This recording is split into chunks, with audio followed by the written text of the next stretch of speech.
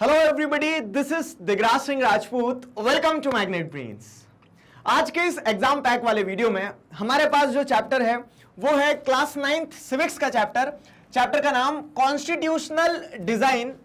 MCQs जो है वो डिस्कस करने वाले हैं इस एमसीक्यू सीरीज में। सिर्फ एमसीक्यू नहीं है, इंपॉर्टेंट क्वेश्चंस और साथ ही साथ एक बार पूरे चैप्टर को रिवाइज कर लेते हैं। तो जी हाँ, आज के इस चैप्टर को स्टार्ट करते हैं। अप्रोच वही रहने वाली है और एक्सपेक्टेशन भी वही रहने वाली है। क्या कि मैं उम्मीद करता हूं आप लोग अपनी ओएमआर शीट लेकर बैठे हैं। उससे पहले आप लोगों ने चैप्टर पढ़ चुके हो, एक बार अपने खुद से रीड कर चुके हो बुक को और वीडियो लेक्चर्स देख के चैप्टर को पूरी तरह से समझ चुके हो। ठीक है, अगर आप इतना काम कर बैठे हो तो अपने आप को टेस्ट करो। इतना काम कर नहीं बैठे हो तो अपने आप को क्या करो, प्रिपेयर करो कि हाँ आगे से हम ये चैप्टर को कंप्लीट करने वाले। कैसे? क्योंकि पूरे वीडियो को जब आप देखेंगे तो आपका पूरा चैप्टर रिवाइज हो जाएगा और ढेर सारे एमसीक्यूज के थ्रू आप अपने आप को एग्जाम्स के लिए प्रिपेयर करवा लोगे। ठीक है, अब यहां से आगे बढ़ते हैं। तो देखिए, चैप्टर है हमारा कॉन्स्टिट्यूशनल डिजाइन। कॉन्स्टिट्यूशनल डिजाइन को लेकर थोड़ा सा क्या है, डिबेट है। क्या डिबेट है वो भी मैं बताऊंगा आपको। ठीक है, बाकी जो हमारी अप्रोच रहने वाली है, तो as we have seen in the previous chapters, हम क्या करेंगे, मल्टीपल चॉइस क्वेश्चंस को डिस्कस करेंगे। इंपॉर्टेंट क्वेश्चंस भी हम आपको बताएंगे कि हाँ देखो थ्योरी पार्ट पे क्या होता है, इस तरह से पीरियोडिक टेस्ट में आपको ये क्वेश्चन बन के आ सकता है। ठीक है, मतलब थ्योरी पार्ट पे क्या क्वेश्चन बन के आ सकते हैं, किस टॉपिक से, वो एक इंपॉर्टेंट चीज हो जाती है। और लास्ट में क्या होगा, जब आप इतना सब कुछ करेंगे तो पूरा चैप्टर ऑटोमेटिकली रिवाइज हो ही जाना है। ठीक है, तो ये हमारी अप्रोच रहने वाली है। अब इस अप्रोच को तो आप समझ चुके हैं और इस अप्रोच में एक जो इंपॉर्टेंट पार्ट होता है वो क्या होता है कि हम चैप्टर का मैदान समझें। हम ये समझे कि चैप्टर में क्या क्या चीजें, हम क्या क्या पढ़ने वाले हैं, किस तरह से पढ़ने वाले हैं। एक सुपर रिवीजन जो है चैप्टर का वो एक बार हो जाए। ठीक है, आप योद्धा हो और ये है आपका मैदान। कूद पढ़ो, जरा समझो अच्छे से कि चैप्टर किस बारे में है। क्या कहता है चैप्टर, देखो, democratic constitution in South Africa. एक डिस्क्लेमर मैं पहले दे देता हूं आपको।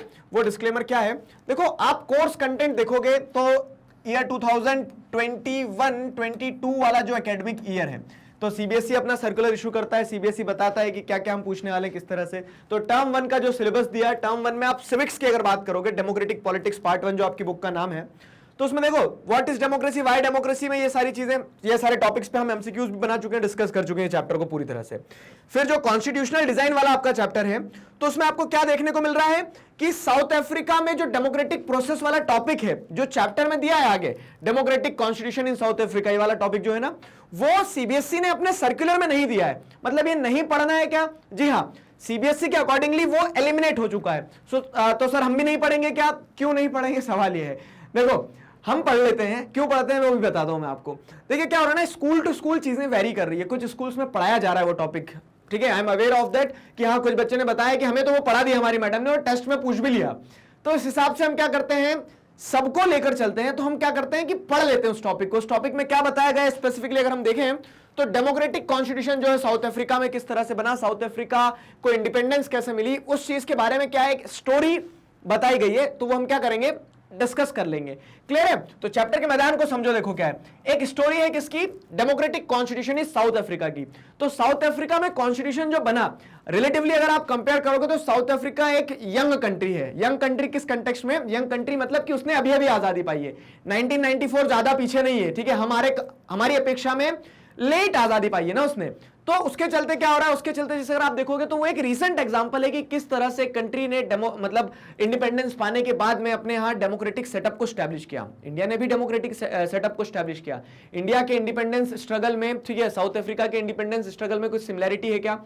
तो यहाँ पे जो एक डिस्टिंक्टिव पॉइंट है ना, वो क्या है कि साउथ अफ्रीका में अपार्थाइड वाला सिस्टम था। अपार्थाइड क्या है ये मैं अभी बता दूं क्या? चलो सुपर समरी में एक बार बता ही देते हैं कि रेशियल बेसिस पे क्या किया जाता था, डिस्क्रिमिनेशन, काले और गोरे के बीच में डिस्क्रिमिनेशन होता था, स्किन कलर के बेसिस पे डिस्क्रिमिनेशन होता था। तो किस तरह से अपार्थाइड के अगेंस्ट में संघर्ष करते हुए आजादी पाई नेशनल हीरो नेल्सन मंडेला ने, ठीक है, और फिर उन लोगों ने क्या है एक नया संविधान जो बनाया, तो संविधान में कैसे डाइवर्सिटी होने के बावजूद, डिफरेंसेस होने के बावजूद अकोमोडेट किया चीजों को, और इन डिफरेंसेस को अकोमोडेट करने में कॉन्स्टिट्यूशन का एक बहुत इंपॉर्टेंट रोल रहा है। तो कॉन्स्टिट्यूशन ने क्या रोल प्ले किया, कॉन्स्टिट्यूशन ने व्हाइट्स और ब्लैक्स दोनों को अश्योर किया कि कॉन्स्टिट्यूशन है तो इसके अगेंस्ट में जाके कुछ चीजें नहीं होगी, सब कुछ इसके अंदर ही होगा। तो इस तरह से क्या एक सांत्वना मिली दोनों ही पक्ष को, ठीक है। तो कॉन्स्टिट्यूशन ने एक इंपॉर्टेंट रोल प्ले किया, उन्होंने अपना कॉन्स्टिट्यूशन कैसे बनाया, और एक ऐसा देश जो इतना भिन्न है उसने जब एक कॉन्स्टिट्यूशन बनाया ना, तो उसने वर्ल्ड वाइड जो बड़ी बड़ी स्टैब्लिश्ड डेमोक्रेसीज है उन्हें भी इंस्पायर किया। तो वो सारी कहानी क्या है इस टॉपिक में आपको बताई जाती है। क्लियर? तो ये हम पढ़ेंगे, इससे सवाल भी लेंगे। और फिर क्या है, अगला टॉपिक आता है why do we need a constitution. ठीक है, तो जैसे मैंने आपको बताया कि सीबीएसई का सर्कुलर आप देखोगे तो उसमें क्या है, स्टार्ट यहां से हो रहा है चैप्टर की, why do we need a constitution. तो कॉन्स्टिट्यूशन की जरूरत क्यों होती है? एक ट्रस्ट डेवलप करने के लिए, लोग अपने एस्पिरेशंस अपने कॉन्स्टिट्यूशन में दर्शाते हैं। तो अलग अलग पॉइंट है, कॉन्स्टिट्यूशन है तो अलग अलग ग्रुप्स क्या है, अश्योर हो सकती है कि कोई किसी को नुकसान नहीं पहुंचाएगा। ठीक है, तो उस तरह से क्या है कि कॉन्स्टिट्यूशन की क्या जरूरत होती है, उस चीज पे हम क्वेश्चन डिस्कस करेंगे और समझेंगे साउथ अफ्रीका के कंटेक्स्ट में थोड़ा सा कि why do we need a constitution. Clear? फिर क्या है, making of the Indian constitution. अब इंडियन कॉन्स्टिट्यूशन की बात करें तो ये हमने क्या किया, एक एग्जांपल समझ लिया यहां तक। फिर हम इंडियन कंटेक्स्ट में अगर समझें कि इंडियन कॉन्स्टिट्यूशन कैसे बनाया गया। अगर आप देखोगे तो 1947 में आजादी मिली, कॉन्स्टिट्यूशन बनने का काम उससे पहले चालू हो गया था और उसके बाद तक बनता रहा। ठीक है, फाइनली अगर आप जैसे देखोगे तो हमने क्या किया, अडॉप्ट हमारा कॉन्स्टिट्यूशन 49 में किया और वो इफेक्ट में 50 से आया, 1950 से। तो इंडियन कॉन्स्टिट्यूशन किस तरह से बना गया, ठीक है, द पाथ टू कॉन्स्टिट्यूशन। ऐसा थोड़ी ना बस रात में सोए थे, सुबह सो के उठे, चलो संविधान बनाएंगे। उसके पीछे कंसेंसस कैसे डेवलप हुए, क्या डिस्टिंक्टिव पॉइंट्स हैं, ठीक है, कॉन्स्टिट्यूएंट असेंबली डिबेट्स जो है, कॉन्स्टिट्यूएंट असेंबली क्या है, क्या चैलेंजेस फेस किए, क्या हमारे पास एक्सपीरियंसेस थे, कहां से सीखा। तो ये सारी चीजें पाथ टू द कॉन्स्टिट्यूशन में और दी कॉन्स्टिट्यूएंट असेंबली वाले टॉपिक में बताया गया कि कॉन्स्टिट्यूएंट असेंबली क्या थी, कैसे काम किया। अब एक इंपॉर्टेंट चीज है, इसे आप होमवर्क कंसीडर कर लो, जो आपको समझना है। जो अलग अलग कैरेक्टर्स के बारे में बताया गया ना, जैसे डॉक्टर बी आर अम्बेडकर के बारे में, राजेंद्र प्रसाद के बारे में, टी कृष्णमाचारी के बारे में, सरोजिनी नायडू के बारे में, तो जितने भी हमारे लीडर्स के बारे में बताया गया है जो कॉन्स्टिट्यूएंट असेंबली का पार्ट थे, जैसे कहीं ना कहीं, ठीक है, श्यामा प्रसाद मुखर्जी के बारे में बताया गया है, तो उनके जो नाम है, ठीक है, उनका कुछ कंट्रीब्यूशन है, तो ये आपको एक बार रीड जरूर करना है। क्यों? क्योंकि क्वेश्चन वहां से बनने की बहुत सारी पॉसिबिलिटी है, तो वो आपको रीड करके रखना है, समझ के रखना ही रखना है। क्लियर हुआ? वो चीज ध्यान रखना। अब क्या हो रहा है, तो यहां तक आपने चीज देख ली कि इंडियन कॉन्स्टिट्यूशन बन गया। अब कॉन्स्टिट्यूशन बनना एक अलग चीज है, उसकी प्रोसेस अलग चीज है, बाकी उसका एसेंस क्या है। So what are the guiding values of the Indian constitution. Indian constitution किन वैल्यूज, किन आइडियाज पर बेस्ड है, वो चीज यहां बताई गई है। The dream and the promises. तो जैसे अगर आप देखेंगे इंडियन कॉन्स्टिट्यूशन जब बनाया गया तो किन विचारों के साथ में बनाया गया था, महात्मा गांधी का क्या सोचना था, डॉक्टर बी आर अम्बेडकर का एक इंपॉर्टेंट रोल रहा है, उनका क्या सोचना था। ठीक है, तो यहाँ पे अलग अलग, जैसे अगर आप देखोगे तो क्या बताई गई है, अलग अलग आइडियाज बताए गए। जो बुक में आपको क्या देखने को मिलेंगे, कुछ स्क्रीनशॉट देखने को मिलेंगे, कुछ स्पीचेस के पार्ट देखने को मिलेंगे, तो वो चीज समझना। उसमें बताया गया कि what were are expectations with the constitution. ठीक है, हमने क्या प्रॉमिस किया था, क्या कॉन्स्टिट्यूशन में है, क्या सोच के हमारा संविधान बना है।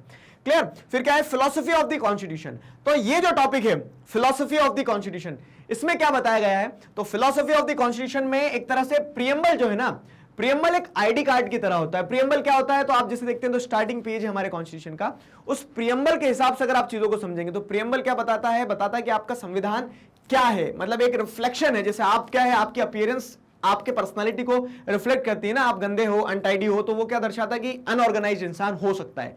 ठीक है, पॉसिबिलिटी ऐसे पर्सनालिटी को पढ़ लिया जाता है। वैसे ही क्या है कि प्रियम्बल जो है वो आपके कॉन्स्टिट्यूशन को रिफ्लेक्ट करता है, समरी देता है, एसेंस बताता है, soul of the constitution consider किया जाता है।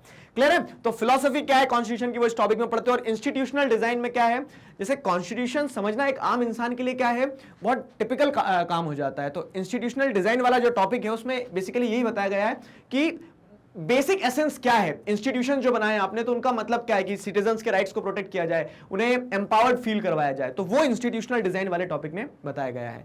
क्लियर है? तो ये है पूरे चैप्टर का एक मोटा माटी मैदान, ठीक है, जिसे आपको समझना होगा, एक सुपर समरी कि हाँ इंडिया में कॉन्स्टिट्यूशनल प्रोसेस क्या रहा है, कॉन्स्टिट्यूशनल वैल्यूज क्या रही है, और साउथ अफ्रीकन स्टोरी जो है उस कंटेक्स्ट में चीजों को समझाया गया है इस चैप्टर में। अब हम क्या करने वाले हैं, वही जो अप्रोच, ठीक है, एक एक टॉपिक से क्या करते चलेंगे, सवाल लेते चलेंगे। और ये रहा आप लोगों के लिए पहला सवाल।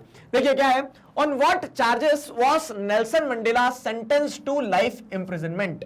क्या हो रहा है कि नेल्सन मंडेला जो थे उन्हें जेल पहुंचा दिया गया था। कहानी ऐसे स्टार्ट होती है, क्यों पहुंचाया गया था वही सवाल है। क्या हो रहा है कि साउथ अफ्रीका में अपार्थाइड सिस्टम था, मैंने आपको अभी हिंट दिया था, ठीक है। अपार्थाइड सिस्टम क्या था पूछूंगा भी सवाल में मैं आपसे, तो बुक नहीं खोल के रखना है, और ठीक है मैं एक्सपेक्ट करूंगा कि आप लोगों ने चैप्टर पढ़ा है, नहीं पढ़ा है तो भी कोई बात नहीं है, कोशिश करो कुछ तो ध्यान होगा थोड़ा सा, या फिर चैप्टर समझते चलो, बुक अभी मत खोलना, ठीक है। ओएमआर शीट जरूर लेकर बैठना, उसमें क्या है अपने कलर भरते चलना, उसमें आंसर जो है सही लगाते चलना, क्लियर। तो अब जैसे अगर आप देखोगे, on what charges was Nelson Mandela sentenced to life imprisonment, क्या आरोप लगे थे उनका ऊपर, ठीक है। तो अब नेल्सन मंडेला को जब जेल में डाला गया, ठीक है, एक लंबे समय तक नेल्सन मंडेला जेल में रहे, तो उन्हें जब जेल में डाला गया तो उनको ऐसा थोड़ी ना बस रोज चलते पकड़ के किसी को भी जेल में डाल दोगे, कुछ आरोप लगाओगे ना आप, तो उनके ऊपर क्या आरोप लगाया था, for breaking laws, for treason, for corruption charges, processing illegal property, ठीक है, फॉर पोजेसिंग इलीगल प्रॉपर्टी, तो ये नहीं है, ठीक है, इतना गलत काम नहीं किया, करप्शन भी नहीं था, उन्होंने कोई करप्शन भी नहीं किया, लॉ भी नहीं तोड़े, लेकिन उनके ऊपर देशद्रोह का आरोप लगा दिया गया। अब आप सोच रहे होंगे कि सर एक इंसान जिन्हें हम national hero of South Africa कह रहे हैं, वो देश के अगेंस्ट कैसे चले जाएंगे। तो देशद्रोह क्या होता है, देशद्रोह कौन डिफाइन करता है, जो पावर में होता है। तो जो व्हाइट गवर्नमेंट, जब क्या कह सकते हैं, व्हाइट गवर्नमेंट का रूल था कहां पे, साउथ अफ्रीका में, तो उनके अगेंस्ट में आवाज उठाना मतलब देश के अगेंस्ट में आवाज उठाने जैसा हो जाता है, क्लियर है। जैसे ब्रिटिशर्स जब यहां रूल कर रहे थे, तो ब्रिटिशर्स के अगेंस्ट में आवाज उठाओगे तो आपके ऊपर क्या लग जाएगा, सेडिशन का चार्ज लग जाएगा कि आप क्या है, देशद्रोही हैं। वही कहानी यहां भी थी। तो नेल्सन मंडेला को जेल में क्यों डाला गया, तो उनके ऊपर मतलब किस आरोप के बिहाफ पे उन्हें डाला गया जेल में, तो टियर्सन का चार्ज लगाया गया, देशद्रोह का आरोप लगाया गया उनके ऊपर, ठीक है। तो option A is the right answer for this question. अगला सवाल, Nelson Mandela remained in the jail for how many years, ये एक इंपॉर्टेंट सवाल है। नेल्सन मंडेला जो है, तो नेल्सन मंडेला, ठीक है, देख ही लिया होगा आंसर आपने इतने में, तो ठीक, मुझे लगा फोटो आएगा। Nelson Mandela remained in the jail for how many years, ठीक है, तो 29, 28, 30, 31, कितने सालों के लिए जेल में रहे।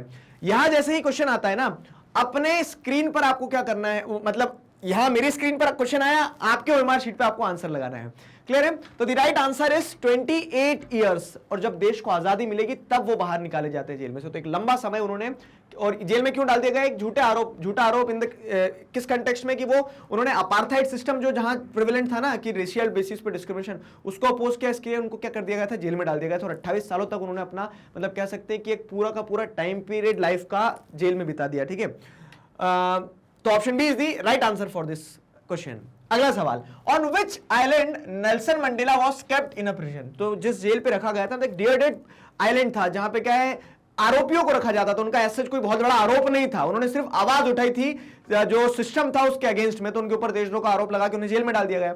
सवाल यह है कि किस आइलैंड पर उन्हें रखा गया, ठीक है। तो the right answer for this question is robin island, ठीक है। तो रॉबिन आइलैंड जो है, रॉबिन आइलैंड साउथ अफ्रीका में, तो वहां पे क्या उन्हें जेल में रखा गया, clear. Robben Island is the right answer, option B is the right answer for this question, ठीक है, option B is the right answer. अगला सवाल देखो क्या है, apartheid in South Africa was discrimination on the basis of what, this is the interesting question. आशा करता हूं मैं कि आपको आंसर तो अभी तक इतना जितना समझा है उसमें मिल ही गया होगा कहीं ना कहीं, अभी भी जिसको नहीं मिला है तो गलती मत कर देना। यहाँ पे क्या है देखो, अपार्थाइड क्या है, एक ऐसा सिस्टम ऑफ डिस्क्रिमिनेशन है जो स्पेसिफिकली साउथ अफ्रीका में प्रेवलेंट था। क्यों, क्योंकि साउथ अफ्रीका में जिस अगर आप देखोगे ना, तो कॉलोनियल टाइम पीरियड में, मतलब जब एक्सपेंशन हुआ ट्रेड वगैरह इन सारी चीजों का, तो उसके चलते क्या है, बहुत सारे यूरोपियंस आके सेटल हो गए, बहुत सारे आए, लेकिन वो जो वहां के नेटिव्स थे उनसे तो कम ही थे। तो हम क्या कह सकते हैं कि यूरोपियंस का आना हुआ, तो यूरोपियंस जिस कंट्री में आए वहां पे तो वो माइनॉरिटी में थे, लेकिन बहुत सारे यूरोपियंस जब आए तो अब क्या है, फाइनेंशियली उनके पास पावर ज्यादा था, इकोनॉमिकली पावरफुल थे यूरोपियंस, उन्होंने अपने आप को स्टैब्लिश कर लिया, पॉलिटिकल पावर हाथ में ले ली, गुलाम बना लिया एक तरह से, किसको, साउथ अफ्रीका को और साउथ अफ्रीका के नेटिव्स को। तो जो साउथ अफ्रीका के नेटिव्स थे वो उनका स्किन कलर ब्लैक था, ये लोग आए व्हाइट थे, तो व्हाइट सुप्रीमेसी एक तरह से स्टैब्लिश हो गई थी, ठीक है। अब अपार्थाइड जो है, तो अपार्थाइड क्या है, एक स्टेट स्पॉन्सर्ड क्या है, डिस्क्रिमिनेशन का सिस्टम था जो साउथ अफ्रीका में चलता था। तो apartheid in South Africa was discrimination on the basis of gender, religion, race और इकोनॉमिक स्टेटस। तो इकोनॉमिक स्टेटस आपको लग सकता है आंसर कि हाँ सर वो इकोनॉमिकली सुपीरियर थे, लेकिन सिर्फ पैसे से नहीं, उन्होंने अपने आप को रेशियली सुपीरियर समझा। उन्हें ऐसा लगता था व्हाइट्स को कि ब्लैक्स जो है वो इंफीरियर है। ब्लैक्स के अलावा कलर्ड भी होते थे। कलर्ड कौन होते थे सर, काले, पीले, नीले, इस तरह के क्या है, रंग बिरंगे लोग होते थे, ठीक है। रंग बिरंगे नहीं, कलर्ड मतलब क्या है कि जो ब्लैक्स नहीं है, जो व्हाइट्स नहीं है, ठीक है। तो जैसे हम क्या कहते हैं, ब्राउन मुंडे कहते हैं ना, तो वो लोग क्या है, कलर्ड की कैटेगरी में आ जाएंगे। मैं भी खुल के नहीं बता रहा हूं क्योंकि आगे क्वेश्चन सेट किया मैंने, में। तो रेशियल डिस्क्रिमिनेशन मतलब क्या है कि व्हाइट्स को ऐसा लगता था जो व्हाइट स्किन के लोग हैं वो क्या है, सुपीरियर है, उसके बाद में जो दूसरे ब्लैक्स है, कलर्ड है, वो सब इंफीरियर्स की कैटेगरी में आते हैं। ठीक है, तो option C is the right answer for this question. ठीक है, option C is the right answer for this question. अगला सवाल देखो, तो the native people of South Africa made up about 3/4 of the population and were called blacks. तो इस असर्शनिज्म में क्या निंजा टेक्निक है हमारी, बहुत सिंपल और सटीक निंजा टेक्निक है कि हमें ये देखना है कि जो नेटिव्स होते हैं, मतलब पहले आपको क्या देखना है, असर्शन सही है या गलत है, फिर दूसरा आपको देखना है रीजन सही है या गलत है, और तीसरी चीज ये देखना है कि क्या रीजन असर्शन का सही एक्सप्लेनेशन है या नहीं है। ठीक है, तो the native people of South Africa made up about 3/4 of population and were called blacks. ठीक है, तो जो नेटिव्स थे उन्हें क्या कहा, नेटिव्स जो थे वो एक मेजोरिटी सेक्शन में थे, मैंने आपको बताया भी, हाँ बात तो सही है, और नेटिव्स को क्या कहा जाता था, ब्लैक्स कहा जाता था, ये भी सही है, एब्सोल्युटली करेक्ट। ठीक है, there were people of mixed race who were called colored and people who migrated from Europe। तो अब ये भी देख लो स्टेटमेंट कि कुछ ऐसे भी लोग थे जिन्हें कलर्ड कहा जाता था, कलर्ड रेस के लोग कहा जाता था। ठीक है, अब ये कलर्ड वही वाली बात है, कलर्ड सुनते हैं ऐसा ना आ जाए कि सर वो कहीं पीले, नीले, गुलाबी इस तरह के दिखते थे, क्या नहीं। कलर्ड मतलब क्या, मैंने आपको समझाया, जो ब्लैक नहीं थे, जो व्हाइट नहीं थे। ठीक है, जो नेटिव नहीं थे वहां के और जो यूरोपियंस आए वो नहीं थे। तो कौन, तो जैसे आप इंडिया देखोगे, इंडिया के अलावा जो दूसरे एशियन लोग थे जो माइग्रेट करके चले गए, ठीक है, जो ब्राउन स्किन थे, गेहुआ कलर के लोग थे, तो उन्हें कलर्ड पीपल कहा जाता था। ठीक है, तो असर्शन सही है, रीजन सही है, क्या देखो, तो there were people of mixed races who were called colored and people who migrated from Europe। तो अब देखो यहां पे अगर आप जैसे देखेंगे ना, तो कलर्ड को किस कंटेक्स्ट में कहा जा रहा है कि they were the people who migrated from Europe। तो कलर्ड जो लोग थे वो यूरोप से नहीं माइग्रेट करके गए, वो इंडिया से माइग्रेट करके गए थे, एशिया से माइग्रेट करके गए थे। यूरोप से जो लोग आए थे तो उन्हें तो व्हाइट कहा जाता था। ठीक है, ध्यान रहेगा ना, स्टेटमेंट समझना, यहां पे यूरोप ट्विस्टेड है। तो the right answer is assertion is true but the reason is false। तो A is true but R is false। तो क्या हो जाएगा, A is true, R is false। Option C is the right answer for this question। ठीक है, तो option C is the right answer for this question। अगला सवाल ये रहा, trains, buses, taxis, hotels, hospital, school and colleges, libraries, cinema hall, theatre, beaches, swimming pool, public toilet. तो मतलब कुल मिला के अगर आप जैसे देखोगे तो सारा पब्लिक डोमेन जो है, ठीक है, आप ट्रांसपोर्ट की बात कर लो, पब्लिक प्लेसेस की बात कर लो, सारी चीजों को यहां पे कवर कर लिया गया है। तो trains, buses, taxis, hotels, hospitals, schools, colleges, libraries, cinema hall, theatres, beaches, swimming pools, public toilets, all were separate for the white and black. ये स्टेटमेंट समझ में आया कि हर पब्लिक प्लेस जो थी, हर पब्लिक यूज की जो प्लेस थी, वो उसको क्या कर दिया गया था, ब्लैक्स के लिए अलग, व्हाइट्स के लिए अलग। और ये जो सिस्टम था, ठीक है, दिस वाज कॉल्ड डैश। ठीक है, तो इस सिस्टम को क्या कहा जाता था, अपार्थाइड कहा जाता था, सेग्रीगेशन कहा जाता था, रेसिज्म कहा जाता था, कास्टिज्म कहा जाता था। And I can understand your situation. अभी आपको लग रहा होगा सर ये भी सही है, ये भी सही है, ये भी सही है। खूब से खूब जो एलिमिनेट कर दिया होगा आपने वो कास्टिज्म एलिमिनेट कर दिया होगा, बाकी तीनों ऐसा लग रहे होंगे कि तीनों सही हैं। क्या सही है बताओ। तो देखो यहाँ पे आपको बहुत क्या करना पड़ेगा, स्पेसिफिकली क्लोजेस्ट आंसर को ढूंढना होगा। नो डाउट अगर डिस्क्रिमिनेशन रेस के बेसिस पे हो रहा है उसे अपार्थाइड कहते हैं। ठीक है, कलर के बेसिस पे डिस्क्रिमिनेशन जो साउथ अफ्रीका में प्रिविलेंट था। ठीक है, casteism is specific to India, India में कास्टिज्म बहुत चलता है, वहां अपार्थाइड सिस्टम था, लेकिन अपार्थाइड सिस्टम इसे नहीं कहा जाता था। जब इस तरह से आप सारी पब्लिक प्लेसेस को क्या कर दे रहे हैं, सेपरेट कर देना, तो उस एक्ट को स्पेसिफिकली क्या कहा जाता है, उस एक्ट को स्पेसिफिकली सेग्रीगेशन कहा जाता है। ठीक है, तो segregation is the right word for this statement. तो option C is the right answer for, sorry, option B is the right answer for this question. ठीक है, तो option B is the right answer for this question. अगला सवाल देखो क्या है, तो in which way did the system of apartheid discriminated among the South Africans. अब अपार्थाइड सिस्टम आपको पता है कि रेशियल डिस्क्रिमिनेशन हो रहा है। अब आपको बहुत कुछ समझ में आ गया, नेल्सन मंडेला उसी अपार्थाइड को अपोज करने के चक्कर में कहां जेल जाते हैं। ठीक है, मतलब इतना रिस्क लेते हैं, 28 साल अपने जीवन के वो कहां मतलब कह सकते हैं अनजस्ट लॉस के अगेंस्ट में प्रोटेस्ट करते हुए जेल में बिता देते हैं। ठीक है, ये सब कुछ हुआ, अपार्थाइड समझ में आया। अब अपार्थाइड के कंटेक्स्ट में 3 स्टेटमेंट दिए हैं। ठीक है, आपने सेग्रीगेशन पॉलिसी वगैरह सब कुछ समझ लिया। अब आपको बताना है in which way did the system of apartheid discriminate among the South Africans. तो अपार्थाइड जो था तो डिस्क्रिमिनेशन करता था अपार्थाइड सिस्टम के नाम पे, क्योंकि अपार्थाइड क्या है, a system of discrimination sponsored by the state. State जो है ना, गवर्नमेंट जो है, तो गवर्नमेंट खुद क्या कर रही है, लोगों के बीच में डिस्क्रिमिनेशन करवा रही है।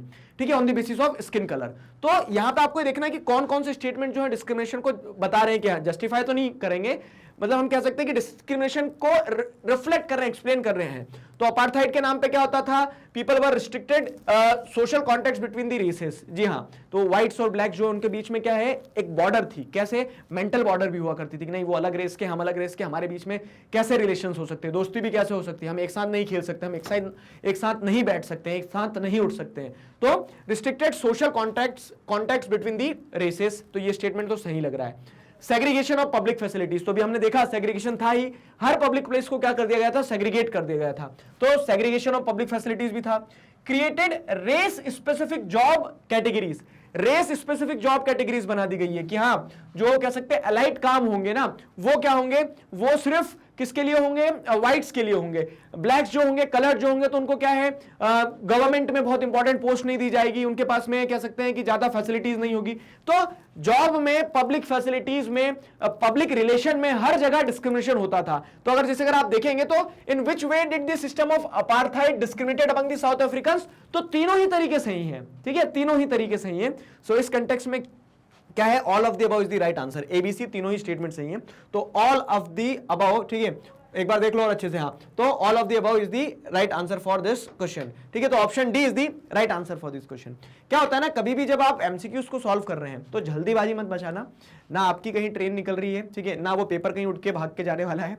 पूरा टाइम देना, 2 बार पढ़ना, 4 बार पढ़ना, और सबसे इंपॉर्टेंट क्या है कि हम क्वेश्चन पे ज्यादा फोकस करें, क्वेश्चन को बहुत अच्छी तरह से पढ़ने का प्रयास करें, ठीक है। तो क्वेश्चन को पढ़ना समझना बहुत ज्यादा जरूरी हो जाता है। क्लियर है?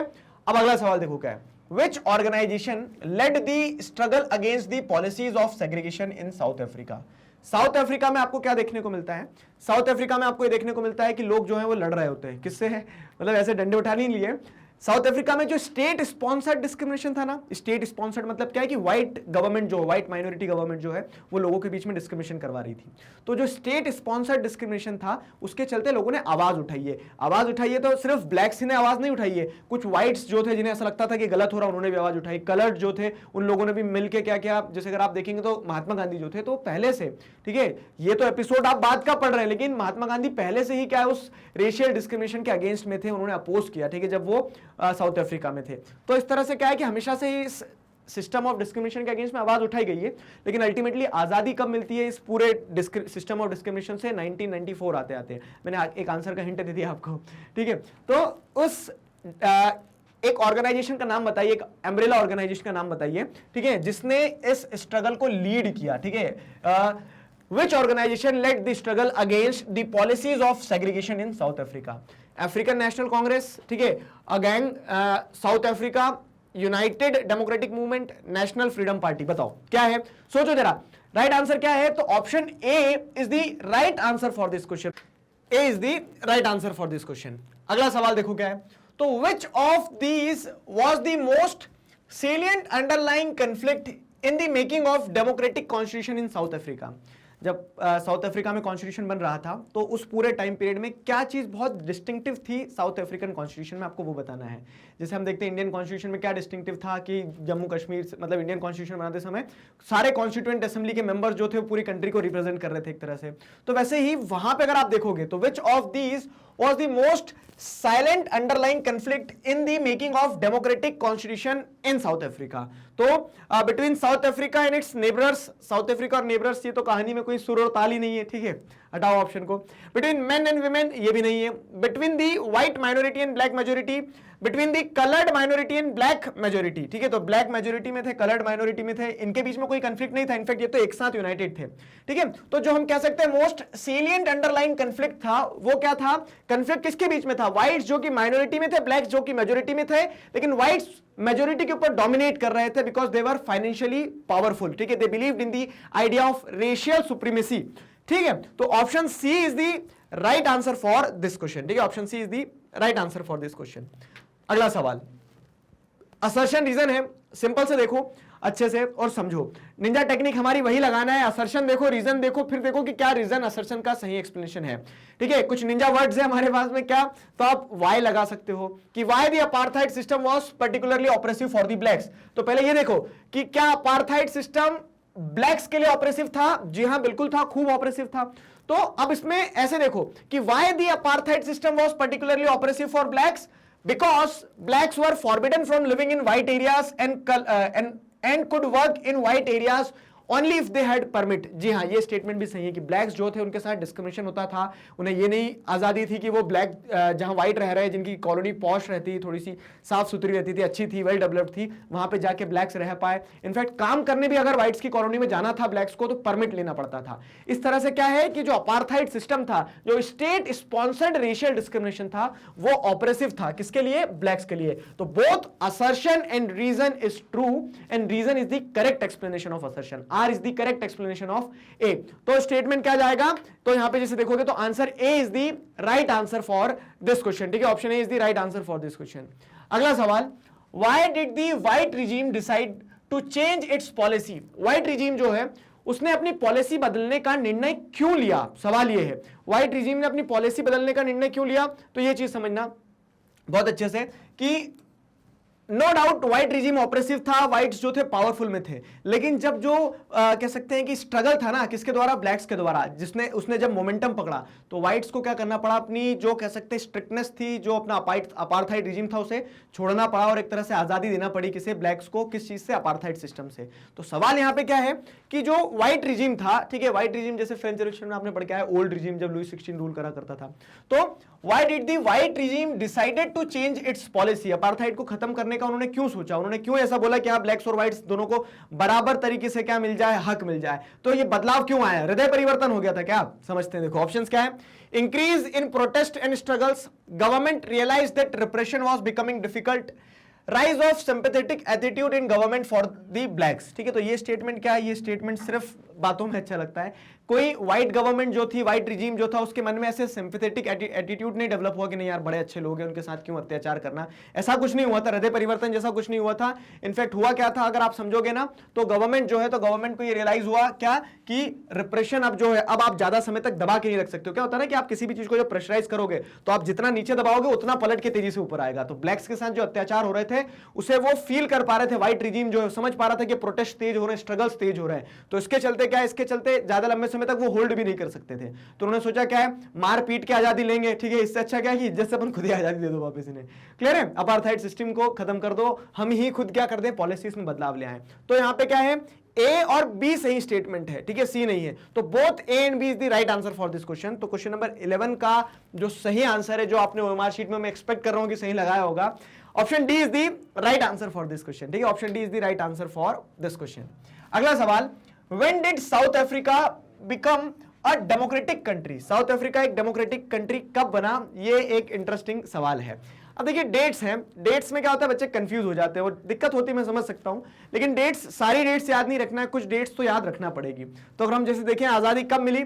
26 अप्रैल, 24 मार्च, 27 अप्रैल। तो आप कुछ भी एक चीज पहले पकड़ो जिससे आपको थोड़ा सा क्या है, क्लोज हो पाओ डेट के। तो जिसे हम ईयर से अगर एलिमिनेट करें तो हमें पता है 1995 में आजादी नहीं मिली, 1996 में आजादी नहीं मिली, 1994 में आजादी मिली, लेकिन दो ऑप्शन है। अब एक 26 अप्रैल, एक 26 मार्च है। तो ऐसा ध्यान रख लेना कि 26 अप्रैल जो है वो सही आंसर है। 26 जनवरी हमारे लिए भी बहुत इंपॉर्टेंट है, हम क्योंकि रिपब्लिक बने थे, इन्हें आजादी मिली थी। ठीक है, अफ्रीका इंडिया दोस्ती, ऐसे ध्यान रख लेना कुछ। तो 26 April 1994 is the right answer for this question. Option B is the right answer for this question.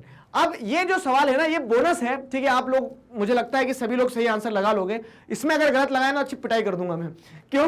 क्योंकि देखो ये क्या है, मैं ये इंटेंशनली सवाल इसलिए लगाया गया है क्योंकि किस तरह से शब्द बदले जा सकते हैं। वैसे तो ये लाइन डायरेक्ट एनसीईआरटी की लाइन है, लेकिन कभी कभी क्या होता है, आजादी कब मिली सीधा क्वेश्चन है बहुत ज्यादा। अब क्या है, उस क्वेश्चन को थोड़ा सा घुमा दिया, मेकअप करके आपको पहुंचा दिया उस क्वेश्चन को आपके पास, तब क्या होता है, बच्चे कंफ्यूज हो जाते हैं। सवाल क्या है, when was the national flag of Republic of South Africa अनफर्ड?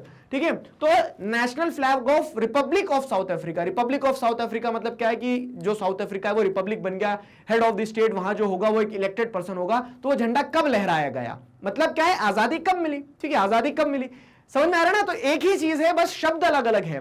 तो क्वेश्चन बहुरूपिया होता है, वो किसी भी रूप में आ सकता है। आपको एसेंस समझना होगा कि क्वेश्चन पूछना क्या चाह रहा है। ठीक है, सो अगेन यहाँ पे डेट का कोई लफड़ा नहीं है, 26 अप्रैल, लेकिन डेट आपको याद हो गई है, ईयर आपको पता ही है क्या कि 1994 में साउथ अफ्रीका को आजादी मिली। तो option A is the right answer for this question. ठीक है, option A is the right answer for this question.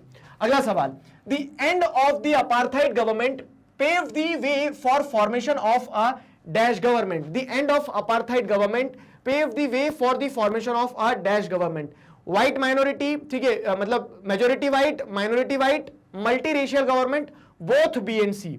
अब देखो क्या है, अच्छे से समझना कि जब अपार्थाइड गवर्नमेंट खत्म हुआ तो उससे क्या फायदा मिला, ठीक है, दी एंड ऑफ अपार्थाइड गवर्नमेंट, जो रेशियल डिस्क्रिमिनेशन होता था ना, व्हाइट्स जो डोमिनेट कर रहे थे, तो pave the way for the formation of a dash government, multi racial government is the right answer. क्यों? क्योंकि मल्टी रेशियल गवर्नमेंट का मतलब क्या है कि अब जो गवर्नमेंट बनेगी वो ऐसी बनेगी कि जिसमें व्हाइट के भी लोग होंगे, कलर्ड कम्युनिटी के जो लोग हैं, कलर्ड रेस के लोग जो हैं वो भी होंगे, व्हाइट्स के साथ साथ ब्लैक्स भी गवर्नमेंट का पार्ट बनेंगे। पहले सिर्फ व्हाइट्स डोमिनेट करते थे, तो एक मल्टी रेशियल गवर्नमेंट बनेगी, ठीक है। अब तीसरा ऑप्शन क्या है, बी एंड सी, तो माइनॉरिटी व्हाइट तो आ ही गए ना मल्टी रेशियल गवर्नमेंट में, तो ये सिर्फ ये वाला ऑप्शन जो है सिर्फ कंफ्यूजिंग के लिए है, ठीक है। तो यहाँ पे तो एक कंफ्यूजिंग ऑप्शन है, इसको एलिमिनेट करो, ठीक है। The right answer is option C, multi racial government. Directly specifically book में ऐसा ही दिया है और आपको, ठीक है। तो multi racial government is the right answer, option C is the right answer for this question. अगला सवाल, after the emergence of the new democratic South Africa, black leaders appealed to fellow blacks to dash, ठीक है। Question समझो अच्छे से, जैसे क्या होता है न्यू डेमोक्रेटिक साउथ अफ्रीका बनता है, ठीक है, after the emergence of the new democratic South Africa, black leaders appealed to fellow blacks to dash, मतलब जो ब्लैक लीडर्स थे उन्होंने क्या बोला कि भैया अब अपने पास पावर आ गई है। जैसे नेल्सन मंडेला एक ब्लैक लीडर थे, उनके पास पावर आ गई है, तो क्या होता है ना, जैसे एक आप कहीं ना कहीं आप जब पढ़ोगे ना चीजों को, आपको एक चीज समझ में आएगी कि he was Nelson Mandela was very much inspired by the Mahatma Gandhi, ठीक है। तो महात्मा गांधी का क्या कहना था कि आंख के बदले अगर आंख लोगे ना तो उससे क्या हो जाएगा, पूरा विश्व अंधा हो जाएगा, ठीक है। उसी फिलॉसफी को अगर देखोगे तो अब जैसे व्हाइट्स ने क्या किया, ब्लैक्स के साथ गलत किया, बिल्कुल है, स्वाभाविक है, हम मानते हैं, समझते हैं उस चीज को, हमने देखा है कि ब्लैक्स के साथ में डिस्क्रिमिनेशन हुआ। लेकिन अगर ब्लैक्स भी पलट के डिस्क्रिमिनेशन कर देते जब वो पावर में आते, तो फिर क्या है, वो संघर्ष खत्म नहीं होता है, मतलब एक तुमने मारा, एक हमने मारा, अब हमारी बारी है कि हम दूसरा मारे, तो वो चलता रहता संघर्ष। तो इसी के चलते क्या है कि जब डेमोक्रेटिक कॉन्स्टिट्यूशन बना साउथ अफ्रीका का, ब्लैक लीडरशिप थी, तो ब्लैक लीडर्स अपील्ड दी फेलो ब्लैक्स, तो ब्लैक लीडर्स ने जो ब्लैक्स थे उनसे क्या अपील करी, ठीक है, उनसे क्या अपील करी, टू फॉरगिव दी व्हाइट्स, ठीक है, for the atrocities they had committed, to take revenge on the whites, that the white must leave the country, ठीक है, नन ऑफ दी अबव। तो यहां पे क्या है, ना तो उन्होंने रिवेंज की बात करी, ना उन्होंने ये कहा कि व्हाइट्स देश छोड़ के चले जाए, रहो आप भी, ठीक है। आप देखते हो साउथ अफ्रीका की टीम कितनी रंग बिरंगी है, ठीक है। तो क्या है, साउथ अफ्रीका की टीम में आप देखते हैं ऐसे प्लेयर्स भी जो व्हाइट हैं, ऐसे प्लेयर्स भी जो ब्लैक हैं, ऐसे प्लेयर्स भी जो कलर्ड है। तो साउथ अफ्रीका एक कह सकते हैं वो जो मल्टी रेशियल गवर्नमेंट की बात की है, तो वो सच में एक डाइवर्स कंट्री इंडिया की तरह जो अपने आप को रिफ्लेक्ट करता है। क्लियर? तो यहाँ पे जो राइट आंसर होने वाला है वो ऑप्शन ए है। क्यों? क्योंकि जो ब्लैक लीडर्स थे उन्होंने फेलो ब्लैक्स से क्या अपील करी कि छोड़ो यार, ठीक है, उन्होंने गलत किया लेकिन हम क्या करते हैं, उन्हें फॉरगिव करते हैं, माफ करो महान बनो वाली कहानी। तो forgive the whites for atrocities they had committed and we should come together and form a constitution for independent South Africa, Republic of South Africa, ये तय किया गया था। तो option A is the right answer for this question, option A is the right answer for this question. अगला सवाल, the title of autobiography written by Nelson Mandela, Nelson Mandela ने जो अपनी ऑटोबायोग्राफी लिखी ना, उसका टाइटल क्या है? ये एक इंटरेस्टिंग सवाल है, बताना। और पढ़ना अगर समय मिले ना, तो आई डोंट नो कि कितने लोगों को पढ़ने में इंटरेस्ट है, बुक्स जो स्कूल की है उसके अलावा बाहर, लेकिन आप पढ़ो ना तो कुछ किताबें ऐसी होती है जो आपको लाइफ का एक्सपीरियंस बताती है, ठीक है। तो माय एक्सपेरिमेंट विद ट्रुथ जो है, ठीक है, ये एक किताब हो गई, long walk for freedom. Clear? तो ये क्या है, option A is the right answer, the long walk for freedom is the title of autobiography written by Nelson Mandela, ठीक है। तो वो अपने एक्सपीरियंसेस, अपनी लाइफ के एक्सपीरियंसेस बताते हैं कि किस तरह से उन्होंने, मतलब वो पूरी कहानी है, पढ़ना, सस्पेंस नहीं रिवील करता हूं मैं।